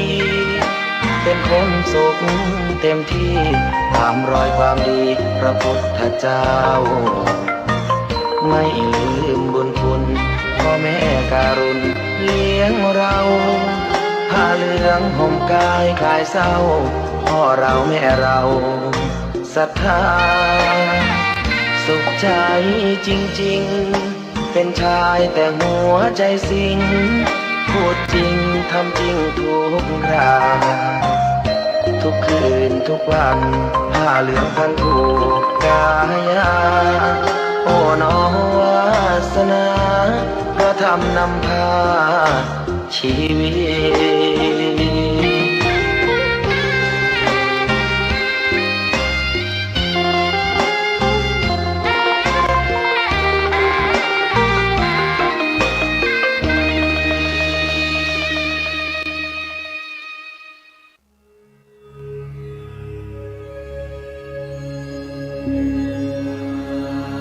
बुद्धं शरणं गच्छामि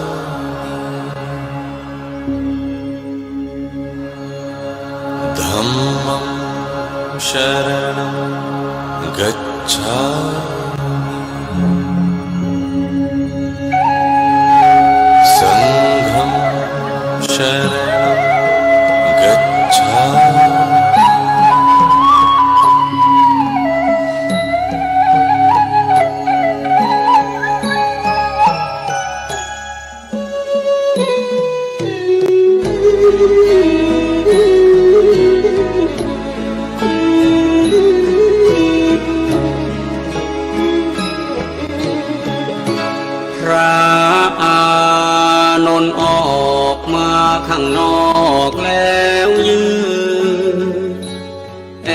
สะอื้นกล้ำกลืนทุกโท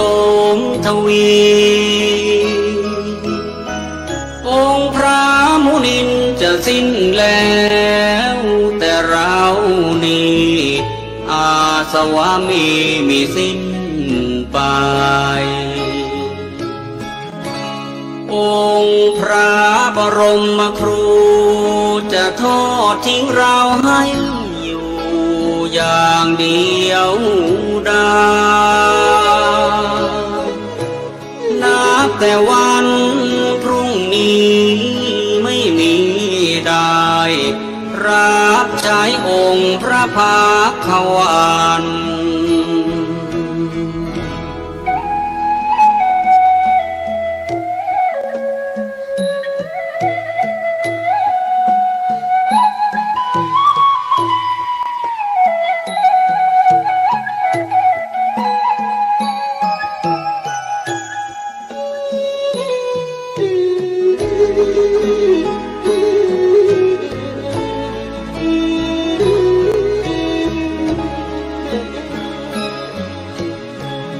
อานนท์นี้จากผู้อาจทำถือบาทจีวรถวายน้ำทรงพระพักหลังพระกรบวนพระโอษฐ์อีกตามจรผู้ใดใครหนอภายหน้า เราดังนกขาดบินแม่นกมาสิ้นสูญชีวาปีกนั้นยังไม่กล้าขาไม่แข็งแรงพอ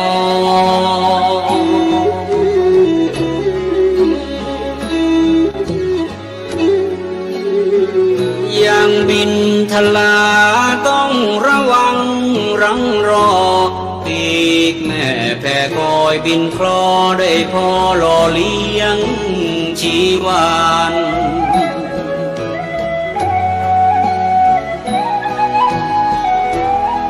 เปรียบเป็นเช่นเราได้เพียงพระโสดาบันยังไม่ทันสำเร็จเป็นพระอรหันต์พระศาสดาก็จะมาปรินิพพานในราตรีนี้ไม่นานผ่านเลยลาลับลวงไป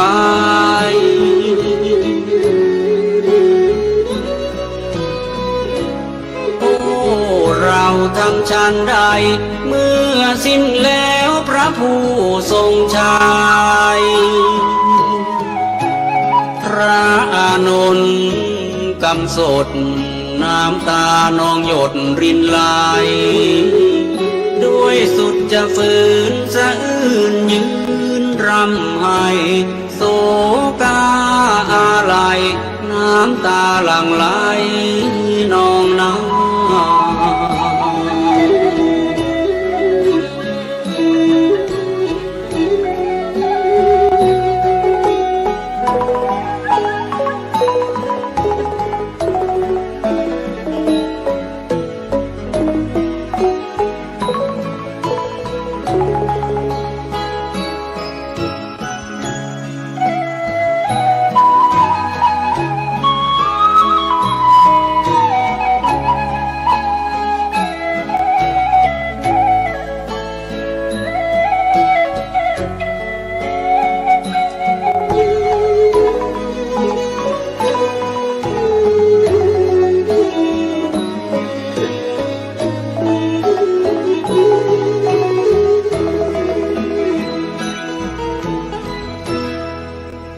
องค์พระโทศพลไม่เห็นอานนท์อยู่ในนั้นจึงตรัสถามว่าอานนท์ไปไหนกันพระภิกษุผู้รู้เหตุการณ์กราบทูลถวายไปว่าท่านพระอานนท์ไปแอบยืนรำให้ฟูงฝ่ายน้ำตาเศร้าระทมมองไม่อกใจนั้นให้เววา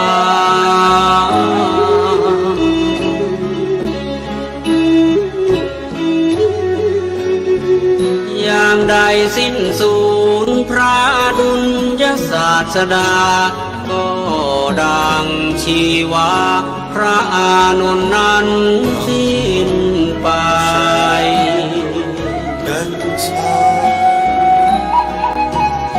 ทราบความดังนั้นครั้นองค์พระทรงชัยให้ตามพระนนท์มาใกล้แล้วย้ำทำให้ปลอบโยน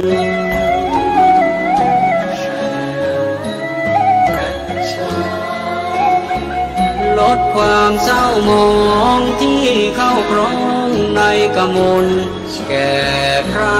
อานนท์ให้คลายทุกข์ทนวิญญาณ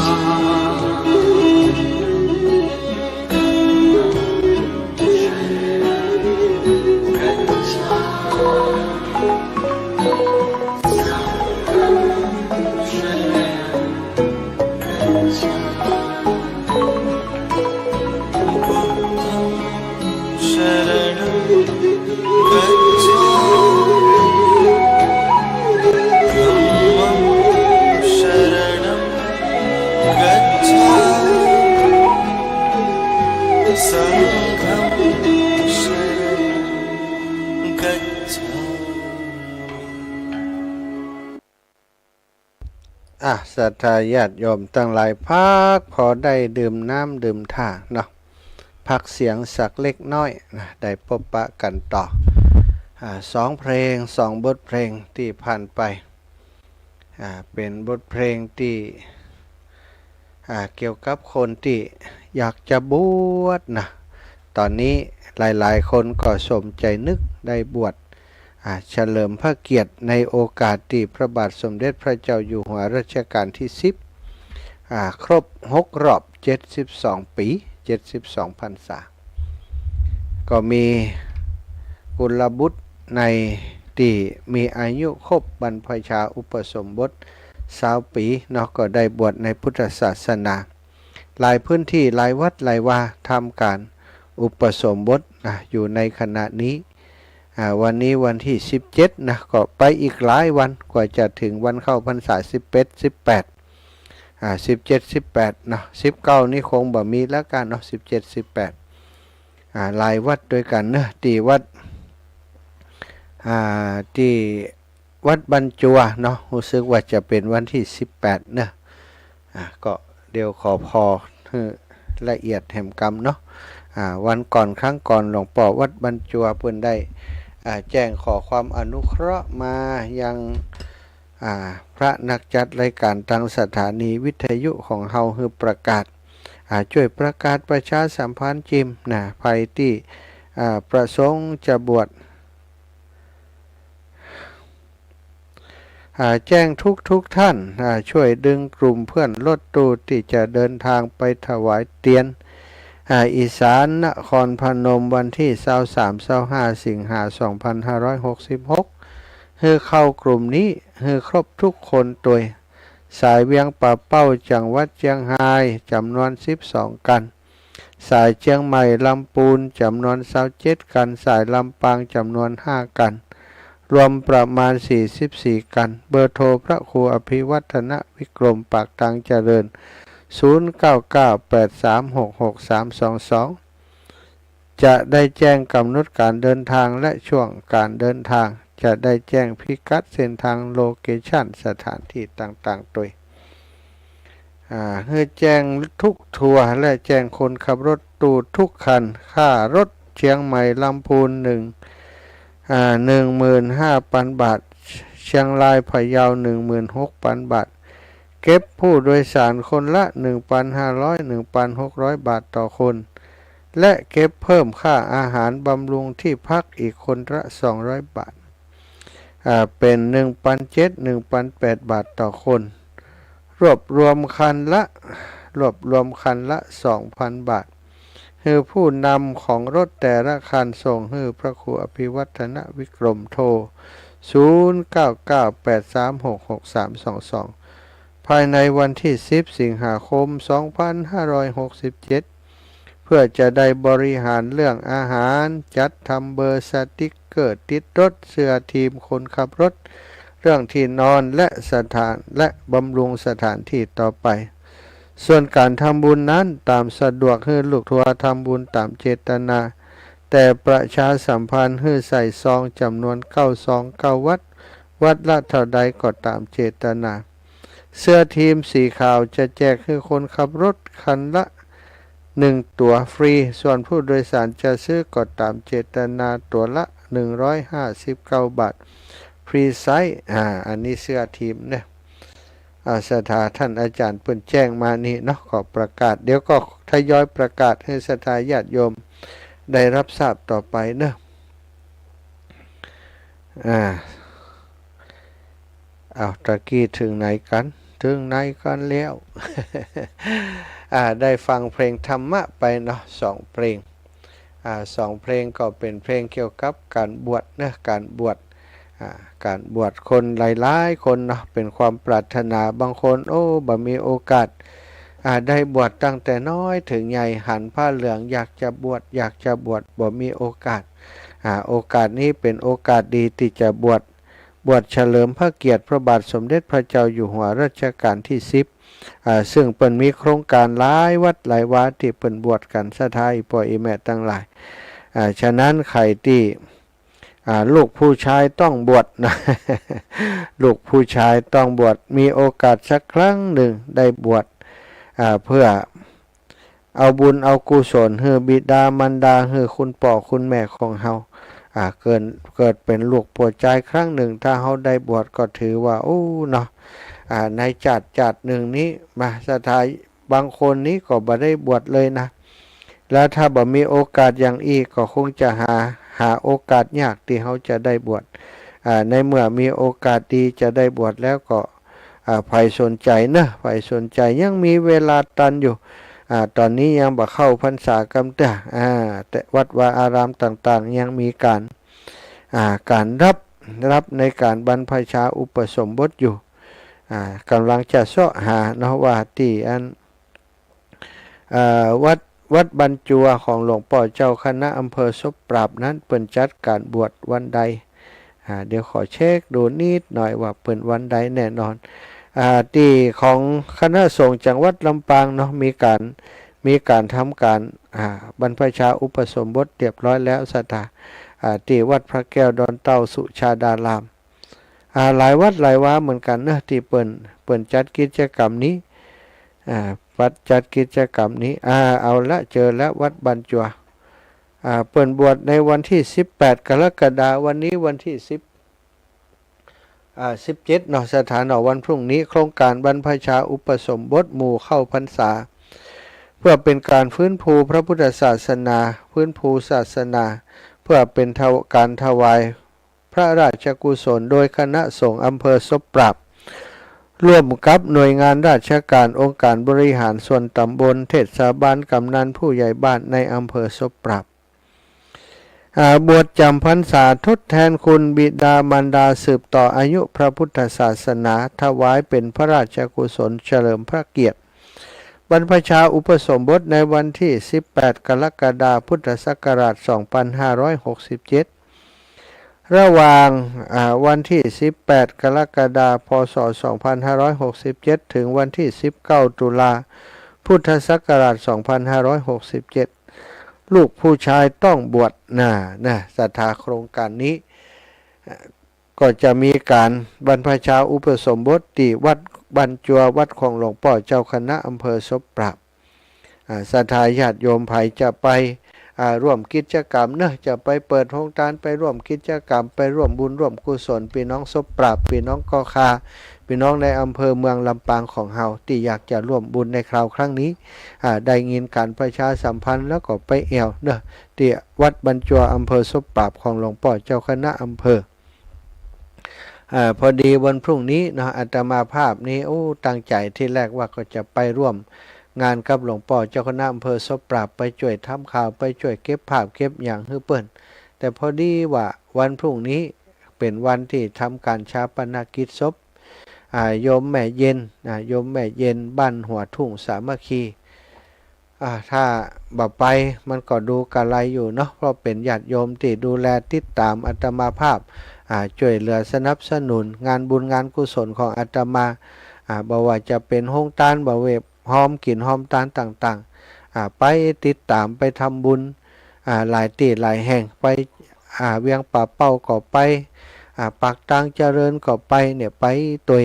เกือบจะทุกที่ทุกแห่งที่อาตมาไปทำกิจกรรมกับครูบาอาจารย์เมื่อเปิ้นวาระสุดท้ายเนาะก็อยากจะไปส่งเปิ้นที่สุสานที่ประจ้าทำการชาปนกิจศพเปิ้นก็เลยมีโอกาสจะได้ไปร่วมงานบุญงานบวชของหลวงพ่อวัดบรรจัวอาจจะไปวันอื่นเนาะไปสนับสนุนไปช่วยเหลือเป็นกะ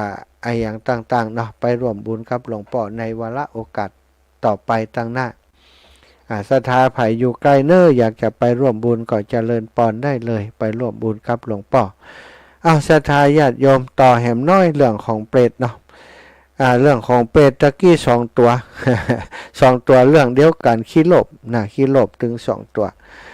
ลักษณะอาจจะแตกต่างกันรับผลกรรมที่แตกต่างกันต่อจากนี้จะอูถึงเปรต12 จำพวกถึงเปรตอีกประเภทหนึ่งในเปรตวิสัยคือทวาทสวิทเปรตทวาทสแปลว่า12 จำพวกเปรตเหล่านี้ศรัทธาเปรตเหล่านี้บางพวกก็มีที่อยู่เป็นหลักเป็นแหล่งแต่ว่าทั้งหมดนี้อยู่บนผืนแผ่นดินในโลกมนุษย์นี่เองนับว่าเปรตพวกนี้ใกล้ชิดกับพวกมนุษย์มากที่สุดแต่ว่ามนุษย์ทั้งหลายมองบ่หันเพราะเขามีกายเป็นอธิสมานกายสุดวิสัยของ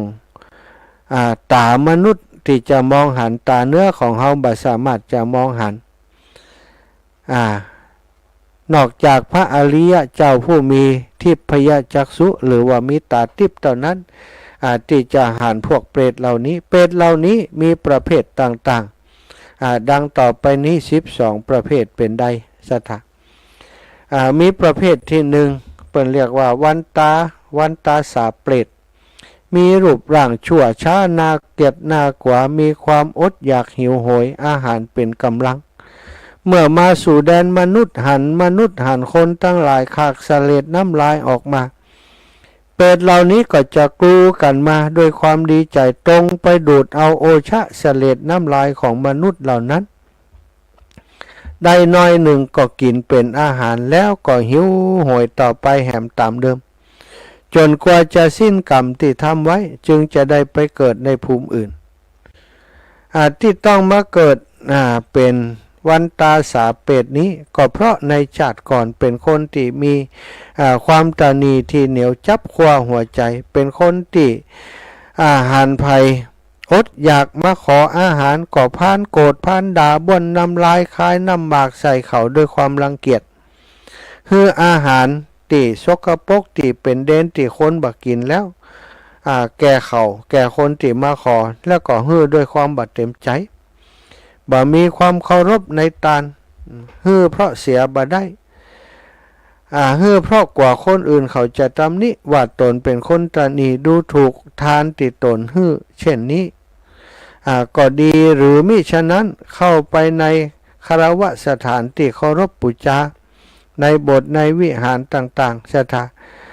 เป็นคนที่บ้ามืดโมหะเห็นเป็นที่บ่สำคัญขากเสลดน้ำลายลงในสถานที่ลานวัดลานวาโบสถ์วิหารตามลานเจดีย์เป็นต้นคนประเภทนี้ตายแล้วจึงมาเกิดเป็นวันตาสาเปรตกินเสลดน้ำลายอยู่เช่นนี้เปรตชนิดที่1เปรตชนิดที่2เปิ้นเรียกว่ากุณปะขาทาเปรตมีรูปร่างน่าเกลียดน่ากลัวพิลึกกือสถาซอกซ่อนหาซากอสุภะกินเป็นอาหารด้วยความหิวโหยหันซากศพอสุภะของสัตว์ที่ทำกาละกิริยาแตกพังเน่าเหม็นเขาเหล่านั้นเป็นดีเนื้อดีใจวิ่งเข้าไปซากศพของสัตว์ต่างๆด้วยผลกรรมที่ทำมาแต่ปางก่อนได้ทราบว่าในชาติปางก่อนเขาเป็นมนุษย์มีความตระหนี่ เมื่อมีผู้มาขอบริจาคทานก็ปรารถนาการอันเป็นบาปด้วยจิตโมหันแกล้งฮือของติบ่ควรฮือโดยปรารถนาจะแกล้งเช่นฮือเนื้อหมูเนื้อหมาหมีงูเสือโคร่งเสือเหลืองช้างม้าเป็นต้นแก่คนขอโดยจงใจจะแกล้งประชดประชันบ่เคารพในตาลจึงต้องมาเกิดเป็นกำเนิดเปรตพวกนี้เปรตประเภทที่สามเรียกว่าคูทะขาทะเปรตอันนี้มีร่างกายหน้าสะอิดสะเอียนน่าเกลียดน่าชังนักหนาสะดาเที่ยวแสวงหาคูดคืออุจจาระอันบุคคลถ่ายไว้ยิ่งมีกลิ่นเหม็นฟุ้งไปก็ยิ่งชอบอกชอบใจขั้นหันเข้าก็ดีเนื้อดีใจวิ่งหลีกเข้าไปที่กองขูดกองหมุดอุจจาระดุดสุนัขหันกองขูดในโลกมนุษย์ขั้นไปถึงก็ก้มหน้าดูดเอาโอชะอันชั่วอันเหม็นของขูดของอุจจาระนั้นเป็นอาหารที่เป็นเช่นนี้ก็เพราะชาติก่อนเป็นพาลชนเป็นคนพาลเป็นคนผู้หันคนผู้มาขอเยือนบ้าน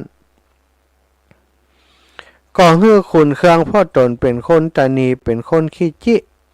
บ่มีจิตคิดจะฮือชี้ไปตีขี้งัวขี้ควายขี้หมูขี้หมาแล้วบอกว่าเองอยากได้ก็จงไปเถิดไปกินเอาไปกินเถิดแต่จะมาขอเข้าของเข้าป่าอาหารนั้นข้าบ่มีปรารถนาจะฮื้อมึงสู่เขาวะแล้วก็ขับไล่ใส่ส่งไปโดยความโกรธด่าด้วยคำพุทธวาท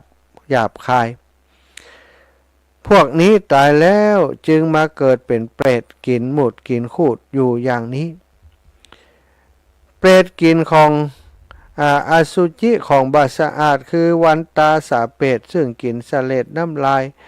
กุณปทาขาเปตกินซากอสุภะคูทะขาเปตกินคูดทั้งสามจำพวกนี้บางท่านก็เรียกว่าปีศาจเพราะมีความหิวโหยเป็นกำลังทั้งเกิดในที่บาสะอาดทั้งบริโภคของบาสะอาด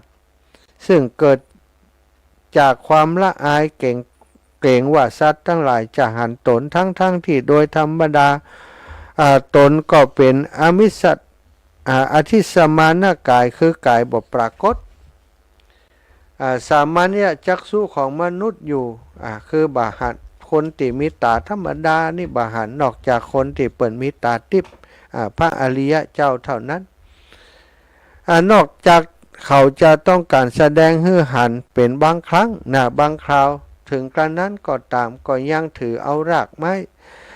สิ่งหนึ่งกำบังตนเพื่อหากินโดยมีเรื่องปรากฏในคัมภีร์อัตถกถาซึ่งจะเก็บความนำมาเล่าไว้ดังต่อไปนี้พระเถระเปิ้นหันปีศาจก็มีพระเถระรูปหนึ่งสถาจำพรรษาอยู่ที่ถูปารามครั้นเวลารุ่งเช้าอรุณรุ่งก็ออกจากอารามไปบิณฑบาตพอเดินมาถึงซุ้มประตูอารามหันเด็กสองคนมีรูปแปลก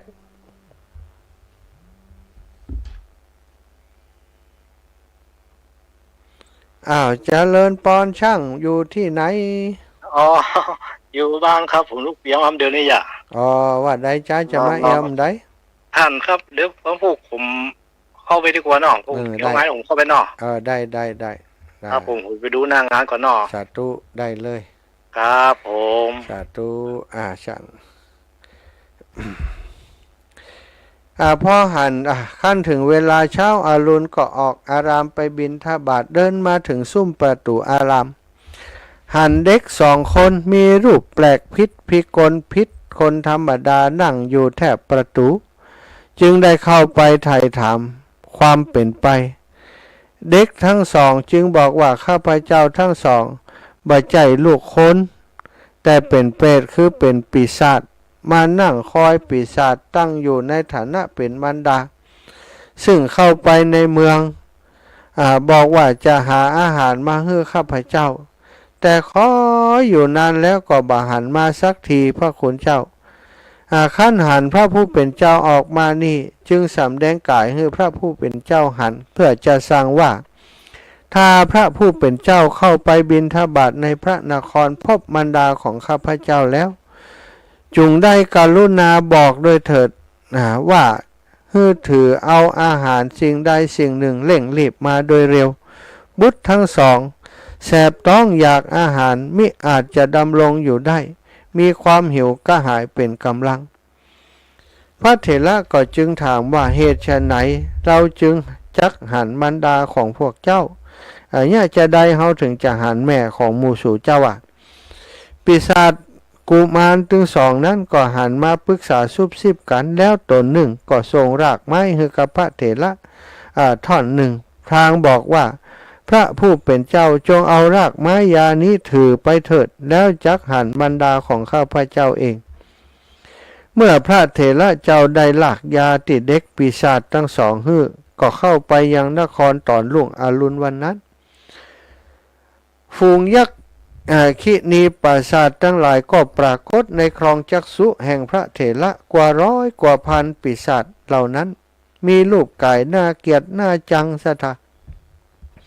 กำลังเที่ยวแสวงหาของสกปรกทั้งหลายชุนละมุนโดยความหิวโหยพระเถระเจ้าจึงเข้าไปไต่ถามหามารดาของปีศาจกุมารทั้งสองครั้นพบแล้วจึงบอกความตามติกุมารปีศาจสั่งมานางปีศาจแปลกใจจึงถามว่าเหตุไฉนพระผู้เป็นเจ้าจึงมองหันข้าพเจ้า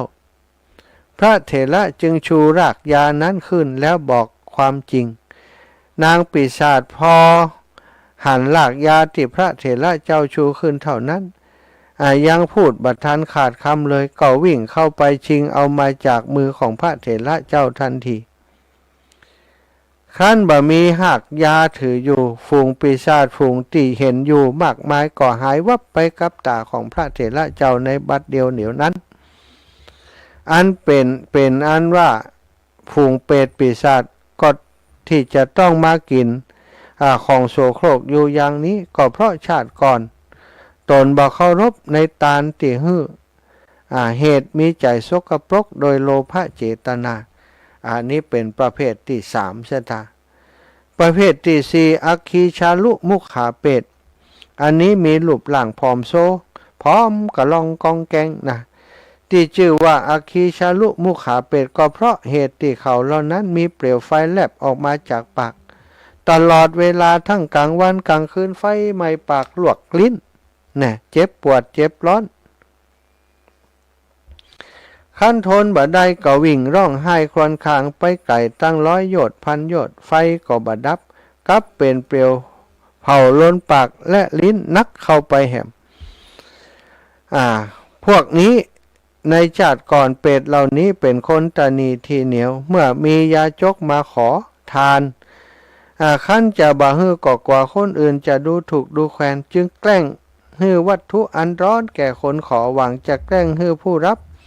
ได้รับความทรมานจักได้เลิกมาขอตนอีกต่อไปจะได้บ่มาขอแหมต่อไปเพราะบาหันอานิสงส์ของการบริจาคทานตามสันดานของทรชนคนที่บ่ชอบทำบุญคนพวกนี้เมื่อตายไปแล้วจึงต้องมาเกิดเป็นเปรตถูกไฟไหม้ปากอยู่อย่างนี้สถานเปรตพวกที่5สุจิมุขาเปรตมีรูปร่างแปลกพิกลคือมีเท้าทั้งสองใหญ่โตมีคอยาวมากแต่มีปากเท่ารูเข็มที่ว่ารูเข็มนี่ศรัทธาญาติโยมได้เพราะได้อาหารจะบริโภคแต่ละทีแต่ละหนนั้นอยากนักบ่พออิ่มบ่พออยากเพราะมีปากเท่ารูเข็มเท่านั้นอาหารบ่อาจจะผ่านช่องปากเข้าไปโดยง่ายได้เลยต้องเสวยทุกข์ทรมานแสนลำบากก็เพราะรูปร่างจึงทำให้ร่างกายสูบผอมโซและดำเกรียมดูน่าเกลียดน่ากลัวยิ่งนักได้ยินว่าในชาติก่อนครั้งเป็นมนุษย์เปรตเหล่านี้เป็นคนมัจฉริยะตระหนี่ยิ่งนักขี้จิขี้ถี่ขี้เหนียวปราศจากจิตติเมตตาการุณเมื่อมีคนมาขอทานมีคนอนาถามาขอทานก็บ่ปรารถนาจิตที่จะบริจาคทั้งที่มีศรัทธาถวายทานแก่สมณะผู้มีศีลทั้งบ่มีศรัทธาที่จะถวายทานแก่สมณะพราหมณ์ผู้มีศีล มีจิตหวงแหนทรัพย์สมบัติของตนเป็นยิ่งนักผลกรรมตอบสนองจึงต้องมาเกิดเป็นเปรตปากเต่าลูกเข็มอดอาหารจะบริโภคแต่ละทีก็แสนลำบากยากเย็นต้องทนทุกข์ทรมานจนกว่าจะสิ้นกรรมประเภทที่ห้าประเภทที่หกตัณหาชิจาเป็ดมีรูปร่างพร้อมและอดอยากเช่นเดียวกับเป็ดพวกอื่นโดยมากที่ชื่อว่าตัณหาชิตาเป็ดก็เพราะมีความอดอยากน้ำเป็นกำลังเดินตะเวนเที่ยวท่องเที่ยวเรื่อยไปเพื่อหาอาหารเมื่อใดแลไปหันสะบ่อห้วยน้องมหานาทีก็ดีใจรีบวิ่งไปโดยเร็วขั้นพอไปถึงน้ำนั้นก็กลับกลายเป็นสิ่งอื่นบ่ใจน้ำไปเหี่ยโดยอำนาจของกรรมบันดาลเขาเหล่านั้นบ่เคยได้ยินคำว่าข้าวหรือน้ำมาเป็นเวลาช้านานนับได้เป็นหมื่นแสนปีเสวยทุกอันเกิดจากความหิวโหยอยู่อย่างนี้ทราบมาว่าในชาติก่อนครั้งที่ยังเป็นคนเปรตทั้งหลายเหล่านี้มีใจประกอบไปด้วยอกุศลเป็นคนห่วงข้าวห่วงน้ำเที่ยวปิดสะปิดบ่อปิดหม้อปิดไหบ่ให้คนอื่นได้ใช้สอยดื่มกิน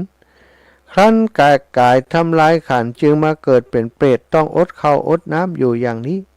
อันนี้ประเภทที่หกสตาประเภทที่เจ็ดนิชชามักกาเปรตที่ได้ชื่อเช่นนี้ก็เพราะว่าพวกเปรตเหล่านี้มีรูปร่างเหมือนดังต้นเสาและต้นไม้ที่ถูกไฟไหม้สูงฉลุดดำทะมึนและดูน่าเกลียดน่ากลัวมีกลิ่นเหม็นเน่าตีนและมือง่อยริมฝีปากข้างบนห้อยทับริมฝีปากข้างล่างมีฟันยาวมีเขี้ยวออกจากปากผมยาวพลุงพลังมีความอดอยากเหลือประมาณยืนถืออยู่อย่างนั้นได้ยินมาว่าการที่เขาต้องมาเกิดเป็นเปรตหน้าทุเรศเห็นป่านนี้ก็เพราะว่าจัดก่อนเป็นคนใจหยาบบาปช้าหันสมณะชีพราหมณ์ก็โกรธเคืองมีอกุศลจิตคิดว่าเท่าเหล่านั้นจะมาขอของตนจึงแสดงกิริยาอาการหลอกหลอนเยาะเย้ยครับไล่สมณะพราหมณ์เหล่านั้นให้ได้รับความอับอายออกจากบ้านตนไปโดยเร็วหรือถ้าบ่อั้นก็หันคนแก่คนเฒ่าเป็นโรคเจ็บไข้ก็แกล้งหลอกหลอนให้ท่านได้รับความตกใจตายเร็วๆตนจักได้สมบัติด้วยตนเป็นคนพาลสันดานโลภเที่ยวไปหลอกหลอนสมณะพราหมณ์และคนเฒ่าคนแก่เพื่อความคงอยู่และความได้สมบัติเหล่านั้นเมื่อตายไปแล้วจึงได้เกิดเป็นเปรตมีรูปร่างหน้าทุเรศเห็นปานนี้เปรตชนิดที่8สัพพังคาเปรตสถาเปรตชนิดนี้มีร่างกายใหญ่โตมีเล็บตีนเล็บมือยาวคมเหมือนมีดเหมือนดาบและงอเหมือนคอเหมือนเบ็ดตลอดเวลาได้แต่ก้มหน้าก้มตาตะกายควันผิวกายของตนให้ขาดเป็นแผลด้วยเล็บแล้วก็กินเลือดเนื้อของตนเป็นอาหารด้วยอำนาจของบาปกรรมที่เขาทำไว้ได้ยินว่าในชาติก่อนเขาเป็นคนใจบาปมากไปโดยความชั่วยิกขวัญบิดามารดาพี่ชายพี่หญิงปู่ย่าตายายผู้เฒ่าผู้แก่ยิกขวัญสมณะชีพราหมณ์ผู้ทรงศีลและเป็นหญิงยิกขวัญสามีของตนขั้นถึงคราวตายวายชนจึงได้เกิดมาเป็นเปรตที่มีลิบเล็บคมกล้าควักเนื้อของตนกินเป็นอาหารต้องทนทุกข์ทรมานอยู่อย่างนั้นจนกว่าจะสิ้นกรรม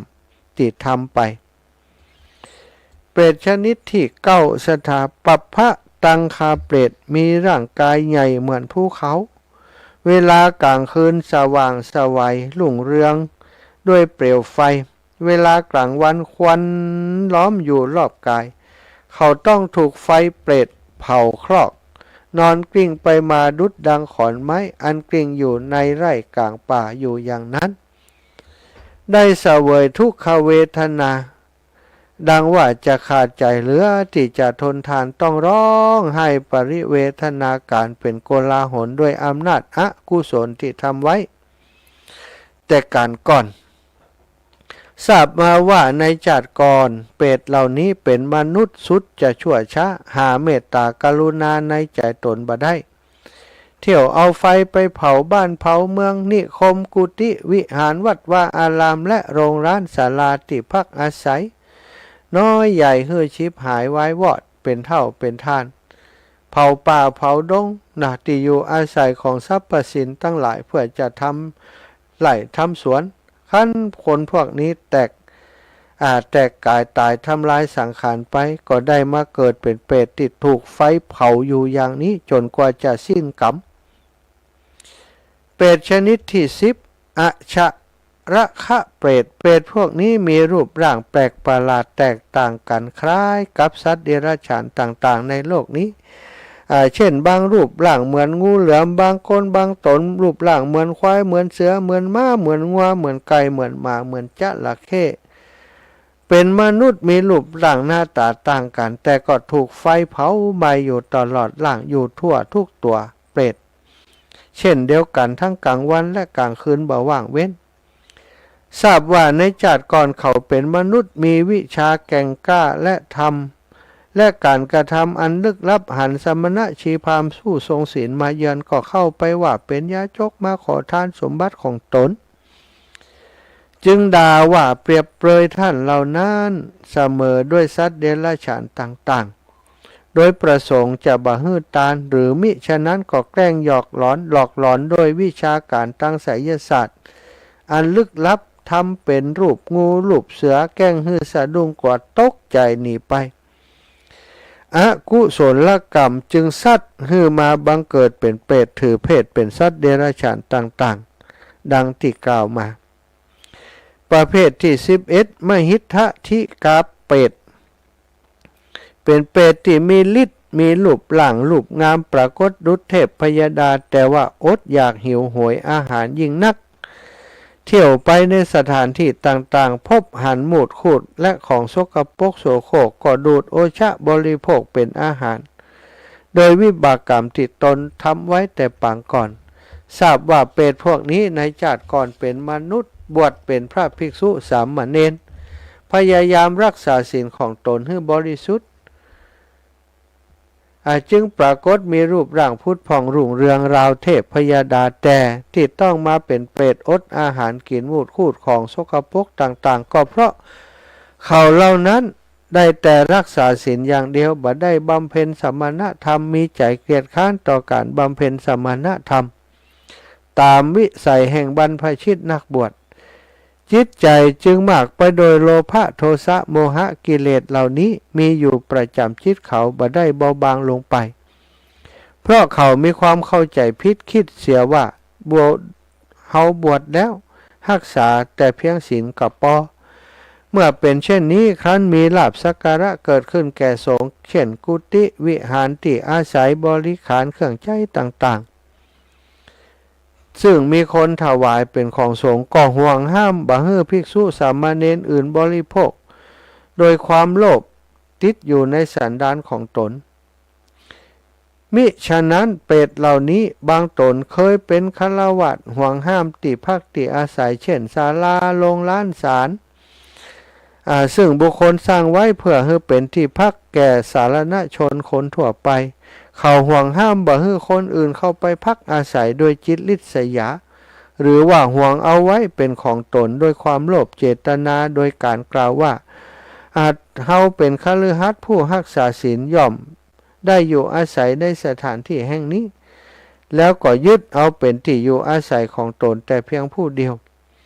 ด้วยกรรมที่รักษาศีลบริสุทธิ์แต่ปนกับกรรมชั่วที่ปราศจากธรรมกรรมจึงชักนำให้เกิดมาเป็นมหิทธิกาเปรตที่มีรูปร่างดังเทพพยดาแต่อยากไร้หาอาหารจะบริโภคบ่ได้ประเภทที่11สถา12เวมานิกาเปรตเปรตพวกนี้ชื่อว่าเวมานิกาเปรตก็เพราะเหตุที่มีสมบัติคือวิมานเป็นทองซึ่งเป็นทองทิพย์บางครั้งเสวยสุขราวกับเทพพยดาบางคราวต้องเสวยทุกข์โดยสมควรแก่อกุศลที่ตนทำไว้พลัดเปลี่ยนกันไปตามกาลเวลาเปรตประเภทนี้ มีอยู่มากมายทราบว่าเปรตเหล่านี้เมื่อชาติก่อนเป็นคนมีศรัทธาก่อสร้างกองกุศลไว้มากมายแต่บ่ได้รักษาศีลบ่ได้รักษากายวาจาให้บริสุทธิ์เมื่อตายลงจึงตรงมาเกิดเป็นเวมานิกาเปรตหรือมิฉะนั้นเขาเป็นมนุษย์พบพระพุทธศาสนาได้แต่รักษาศีลอย่างเดียวแต่บ่มีศรัทธาสร้างกองการกุศลอื่นเลยเพราะเต็มไปด้วยความลังเลสงสัยเจื่อผ่องบ่เจื่อผ่องในบุญในบาปถึงทำบุญรักษาศีลก็ทำอย่างเสียบ่ได้ทำโดยบ่ได้ตั้งใจเมื่อตายลงไปจึงตรงมาเกิดเป็นเวมานิกาเปรตอันนี้คือลักษณะของเปรต12ประเภทศรัทธาญาติโยมเนาะวันหลังถ้ามีโอกาสจะนำมาเล่าแหมเนาะตัวอย่างของเปรตพวกนี้เป็นอย่างไรมีโอกาสตั้งหน้าจะนำมาเล่าต่อเนอะเอาละศรัทธาญาติโยมตอนนี้ได้เวลาที่จะปั่นให้ศรัทธาญาติโยมได้โทรเข้ามาแต่ก่อนจะปั่นศรัทธาญาติโยมได้โทรเข้ามาเนอะขออนุญาตแจ้งนะเกี่ยวกับติศรัทธาญาติโยมได้ร่วมโดยช่วยกันเป็นเจ้าภาพเป็นเจ้าภาพกระเบื้องปูพื้นนะที่ศาลากุฏิธรรมวิพัฒน์ศาลาธรรมวิพัฒน์อนุสรณ์นะที่อาตมาได้มาปรับปรุงดูแลอยู่ที่วัดบรรพตสถิตที่นี่กราบในเมตตาหลวงปู่พระครูปฏิภาณธรรมทินได้เมตตาสนับสนุนร่วมบุญมา10,000 บาทนะเพื่อได้มาปลูกกระเบื้องในครั้งนี้แม่สาลีท้องสอนเป็นเจ้าภาพ5 กล่องแม่สังวานนินเขตเป็นเจ้าภาพ5 กล่องแล้วก็คุณโยมบุญที่ลายโยธาเป็นเจ้าภาพ7 กล่องแม่อามนวันเล้ากุลเป็นเจ้าภาพ10 กล่องนายทิติพันธ์จิตวิไลนางในประพรเป็นเจ้าภาพ9 กล่องแม่สีทรจมฟองเป็นเจ้าภาพ5 กล่องแม่ย่าเล็กปาวลีอินสุวรรณเป็นเจ้าภาพ5 กล่องแม่นิตยาจินดาปลูกเป็นเจ้าภาพ1 กล่องแม่ซิมมุนีแก้วเป็นเจ้าภาพ1 กล่องแม่เพนณลำปูนเป็นเจ้าภาพ1 กล่องแม่บัวเย็นจันทบเป็นเจ้าภาพ1 กล่องแม่ฟองจันเมืองมาล่าเป็นเจ้าภาพ1 กล่องแม่สุแก้วคำอ้วนเป็นเจ้าภาพ1 กล่องแม่ชวนชมพูแก้วเป็นเจ้าภาพ1 กล่องแล้วก็เมื่อตะกี้นี้เนาะโยมแม่ครูอาลีพันธ์ศรีวิริยะใหม่เป็นเจ้าภาพแฮม5 กล่องก็ต้องขออนุโมทนารายอื่นๆท่านอื่นๆก็จะ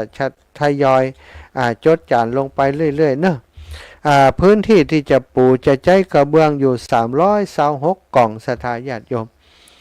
ศรัทธาญาติโยมไผจะร่วมบุญร่วมกุศลอาตมาจะได้ตานเหี่ยก่อนที่จะนำไปปูตานในวันที่21เนอะกล่องหนึ่งเนาะที่เอาตามราคาตังร้านเลยก็กล่องหนึ่ง193 บาทไผจะเป็นเจ้าภาพตามอัธยาศัยก็ได้นะ10 บาท20 บาทก็ได้หรือว่าจะเป็นเจ้าภาพเป็นกล่องจะอุทิศไปให้ญาติก็สามารถแจ้งความประสงค์จำนงหมายมาที่อาตมาได้เนาะก็คนละเล็กละน้อยอันนี้ก็พยายามว่าก่อยพัฒนาก่อยทำไปเพราะสถานที่ที่อาตมาอยู่นี้เวลาจัดกิจกรรมยังศรัทธาอีปออีแม่ทั้งหลายมักจะลงมาเยี่ยมเยือนและลงมาพักที่ศาลาสิริธรรมวิพัฒน์กุฏิสิริธรรมวิพัฒน์ที่นี่บ่เดียวมุงหลังคาแล้วแต่ยังบ่ได้ปูพื้นยังสกปรกยังบ่ค่อยสะอาดเตือนเนาะก็คงจำเป็นจะต้องทำให้เรียบร้อยเพื่อจะได้ต้อนรับศรัทธาญาติโยมเวลามาทำบุญหรือว่ามาแวะเยี่ยมเยือนมาแอวที่วัดบรรพตสถิตหรือว่าอนาคตตั้งหน้า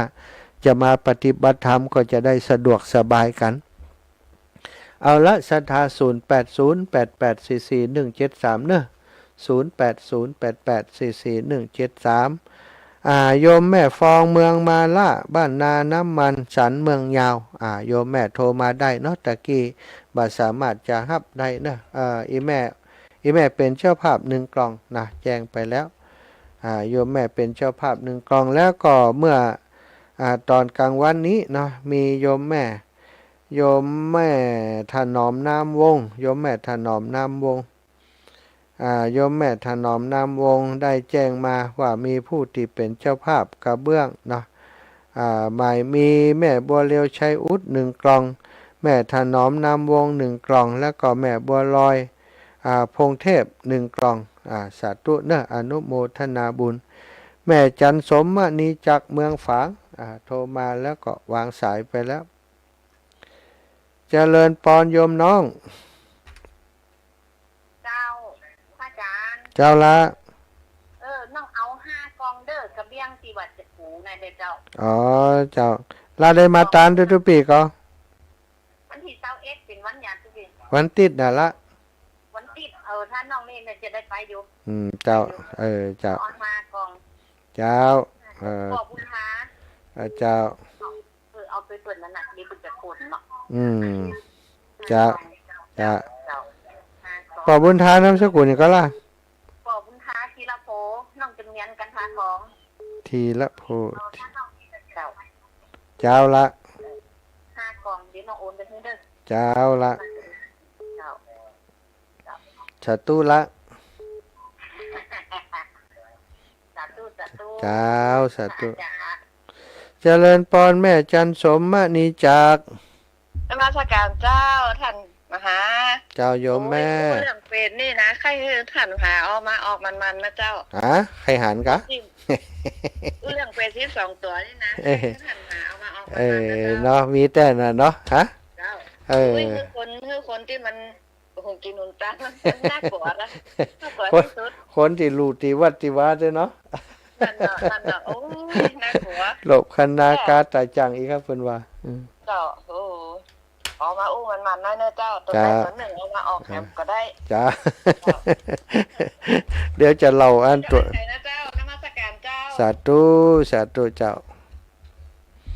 อันนี้ชอบเรื่องเป็ดแล้วนี่แม่จันสมอันนี้จักสาธุนะเอาศรัทธาญาติโยมใครสนใจเรื่องอะไรอย่างก็โทรมาโทรมามาจากกันบอกเก่าเล่าให้การฟังนะก็เป็นเรื่องที่น่าจะเอามาอู้กันเนาะเพื่อให้คนทั้งหลายเกิดความหวั่นเกรงในการทำบาปต่างๆซะท่าจะได้ระมัดระวังบ่ได้สร้างบาปสร้างกรรมในด้านนี้ตายไปแล้วจะได้เกิดเป็นเป็ดนะแม่เพ็ญนะลำพูนนักการเจ้าเจ้าเจ้าตังไปนี่แล้วเนี่ยเจ้าเอากี่กองก็ถามยังถามเรื่องไอ้อันที่เขามัดตาสั่งเนาะเจ้าที่มันมีเจือกอย่างนั้น3 เส้นกี่เส้นเนี่ยที่มันวงคอลงมามัดมือเขาเนี่ยมันมีความหมายก็เจ้ามีกะบ้องคอลูกเหมือนกับอันเจียกผูกคอ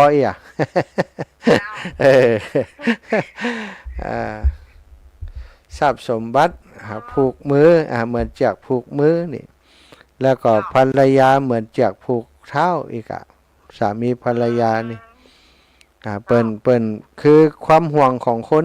ความห่วงของคนที่ในโลกใบนี้เปิ้นยะคือพอเปิ้นผูกคือพอ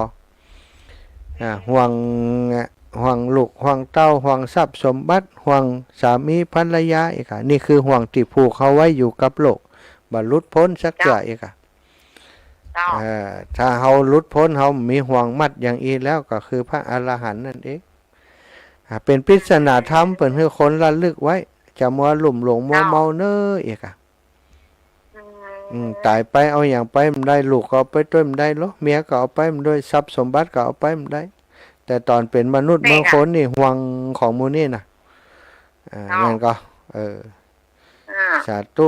แม่เพ้นห่วงอย่างพ่อมันมีเหมือนกันนะภาระที่เขาสั่งเขาไว้ใน2 อย่างทำอย่างเงี้ยมันได้สาธุมันพ้น2 อย่างนี่โอเคเลยโอเคแล้วบายบายเลยเนาะสาธุแม่แม่เพ็ญนะลำพูนคนลำพูนเจริญปอนอยู่เจียงลำพูนหรือว่าอยู่บ้านนาดงอยู่บ้านนาดงแล้วเจ้าเป็นชาวนาดงเจ้ามาแล้วข้าเจ้าเป็นชาวนาดงอีน่ะเจ้า แม่ก็สอบเหมือนกันเนอะ ชอบเนี้ย สอบเลี้ยงเป็ด เนาะ ขี้หลบ ขี้หลบตันหา หลบ เนาะ ทางเปิ้น ปากเต่าลูกเข็มนี่นะกินบ่อิ่มบ่เต็มสักเตี่ย สอบขนาดอะ น่ากว่าเนาะวิบากกรรมทำไว้นี่บางคนบ่ฮู้หรอกบาปกรรมเล็กๆน้อยๆมันได้น่ะหลบเอาติเปิ้นเล็กๆน้อยๆแต่ต่อไปทรมานในเป็นเปรตบ่ฮู้กี่จาดเนี่ย เจ้า บ่คุ้ม เดี๋ยวนี้ก็จึงมีอยู่นะเจ้า มีกะปะเลอปะเตยยังปะเลอปะเตยยัง ขี้หลบ ว่าหัวเนาะฝ่ายทำกับคนนั้นได้อะกะนะ เจ้า คนไหนทำคนนั้นได้ คนไหนอยากไปเป็นเปรตก็ขี้หลบนักมันต้องห่วงไปแน่เนาะ แต่หลบแค่นะ ชาตู เมียนหันนี่นะ ชาตูฮะ เจ้าฟังอยู่ทุกวันนะเจ้า ได้ยินเรื่อง ใหม่มาแล้ว ได้ยินเรื่องเป็ดบวบก็หัวยังบวบนี่นะ มันได้ยินมันเดียว มันไปลักกินบวบเปิ้นจ้ะบวบห้อยหัวออกมาทางนอกมันไปลักเด็ดของเปิ้นน่ะตายไปแล้วหัวยังบวบตัวเป็นคนอ่ะเป็ดบวบ สาธุเนอะเจริญพรโยมแม่โอ้เวลาหมดแล้วนี่สายสุดท้ายเข้าใจ สุดท้ายอย่ามาเล่าออกมันเรื่องนี้เนอะ เจ้า เป็นนี่นะเป็นนี่แม่เพิ่งใจขนาดเลย เพิ่งใจอีก เพิ่ง สา ใจข ธุ นาด เวลาหมดเวลาสาธุขออำนวยพรให้ศรัทธาญาติโยมทุกท่านทุกคนอยู่ดีมีสุขอายุมันขวัญยืนเด้อ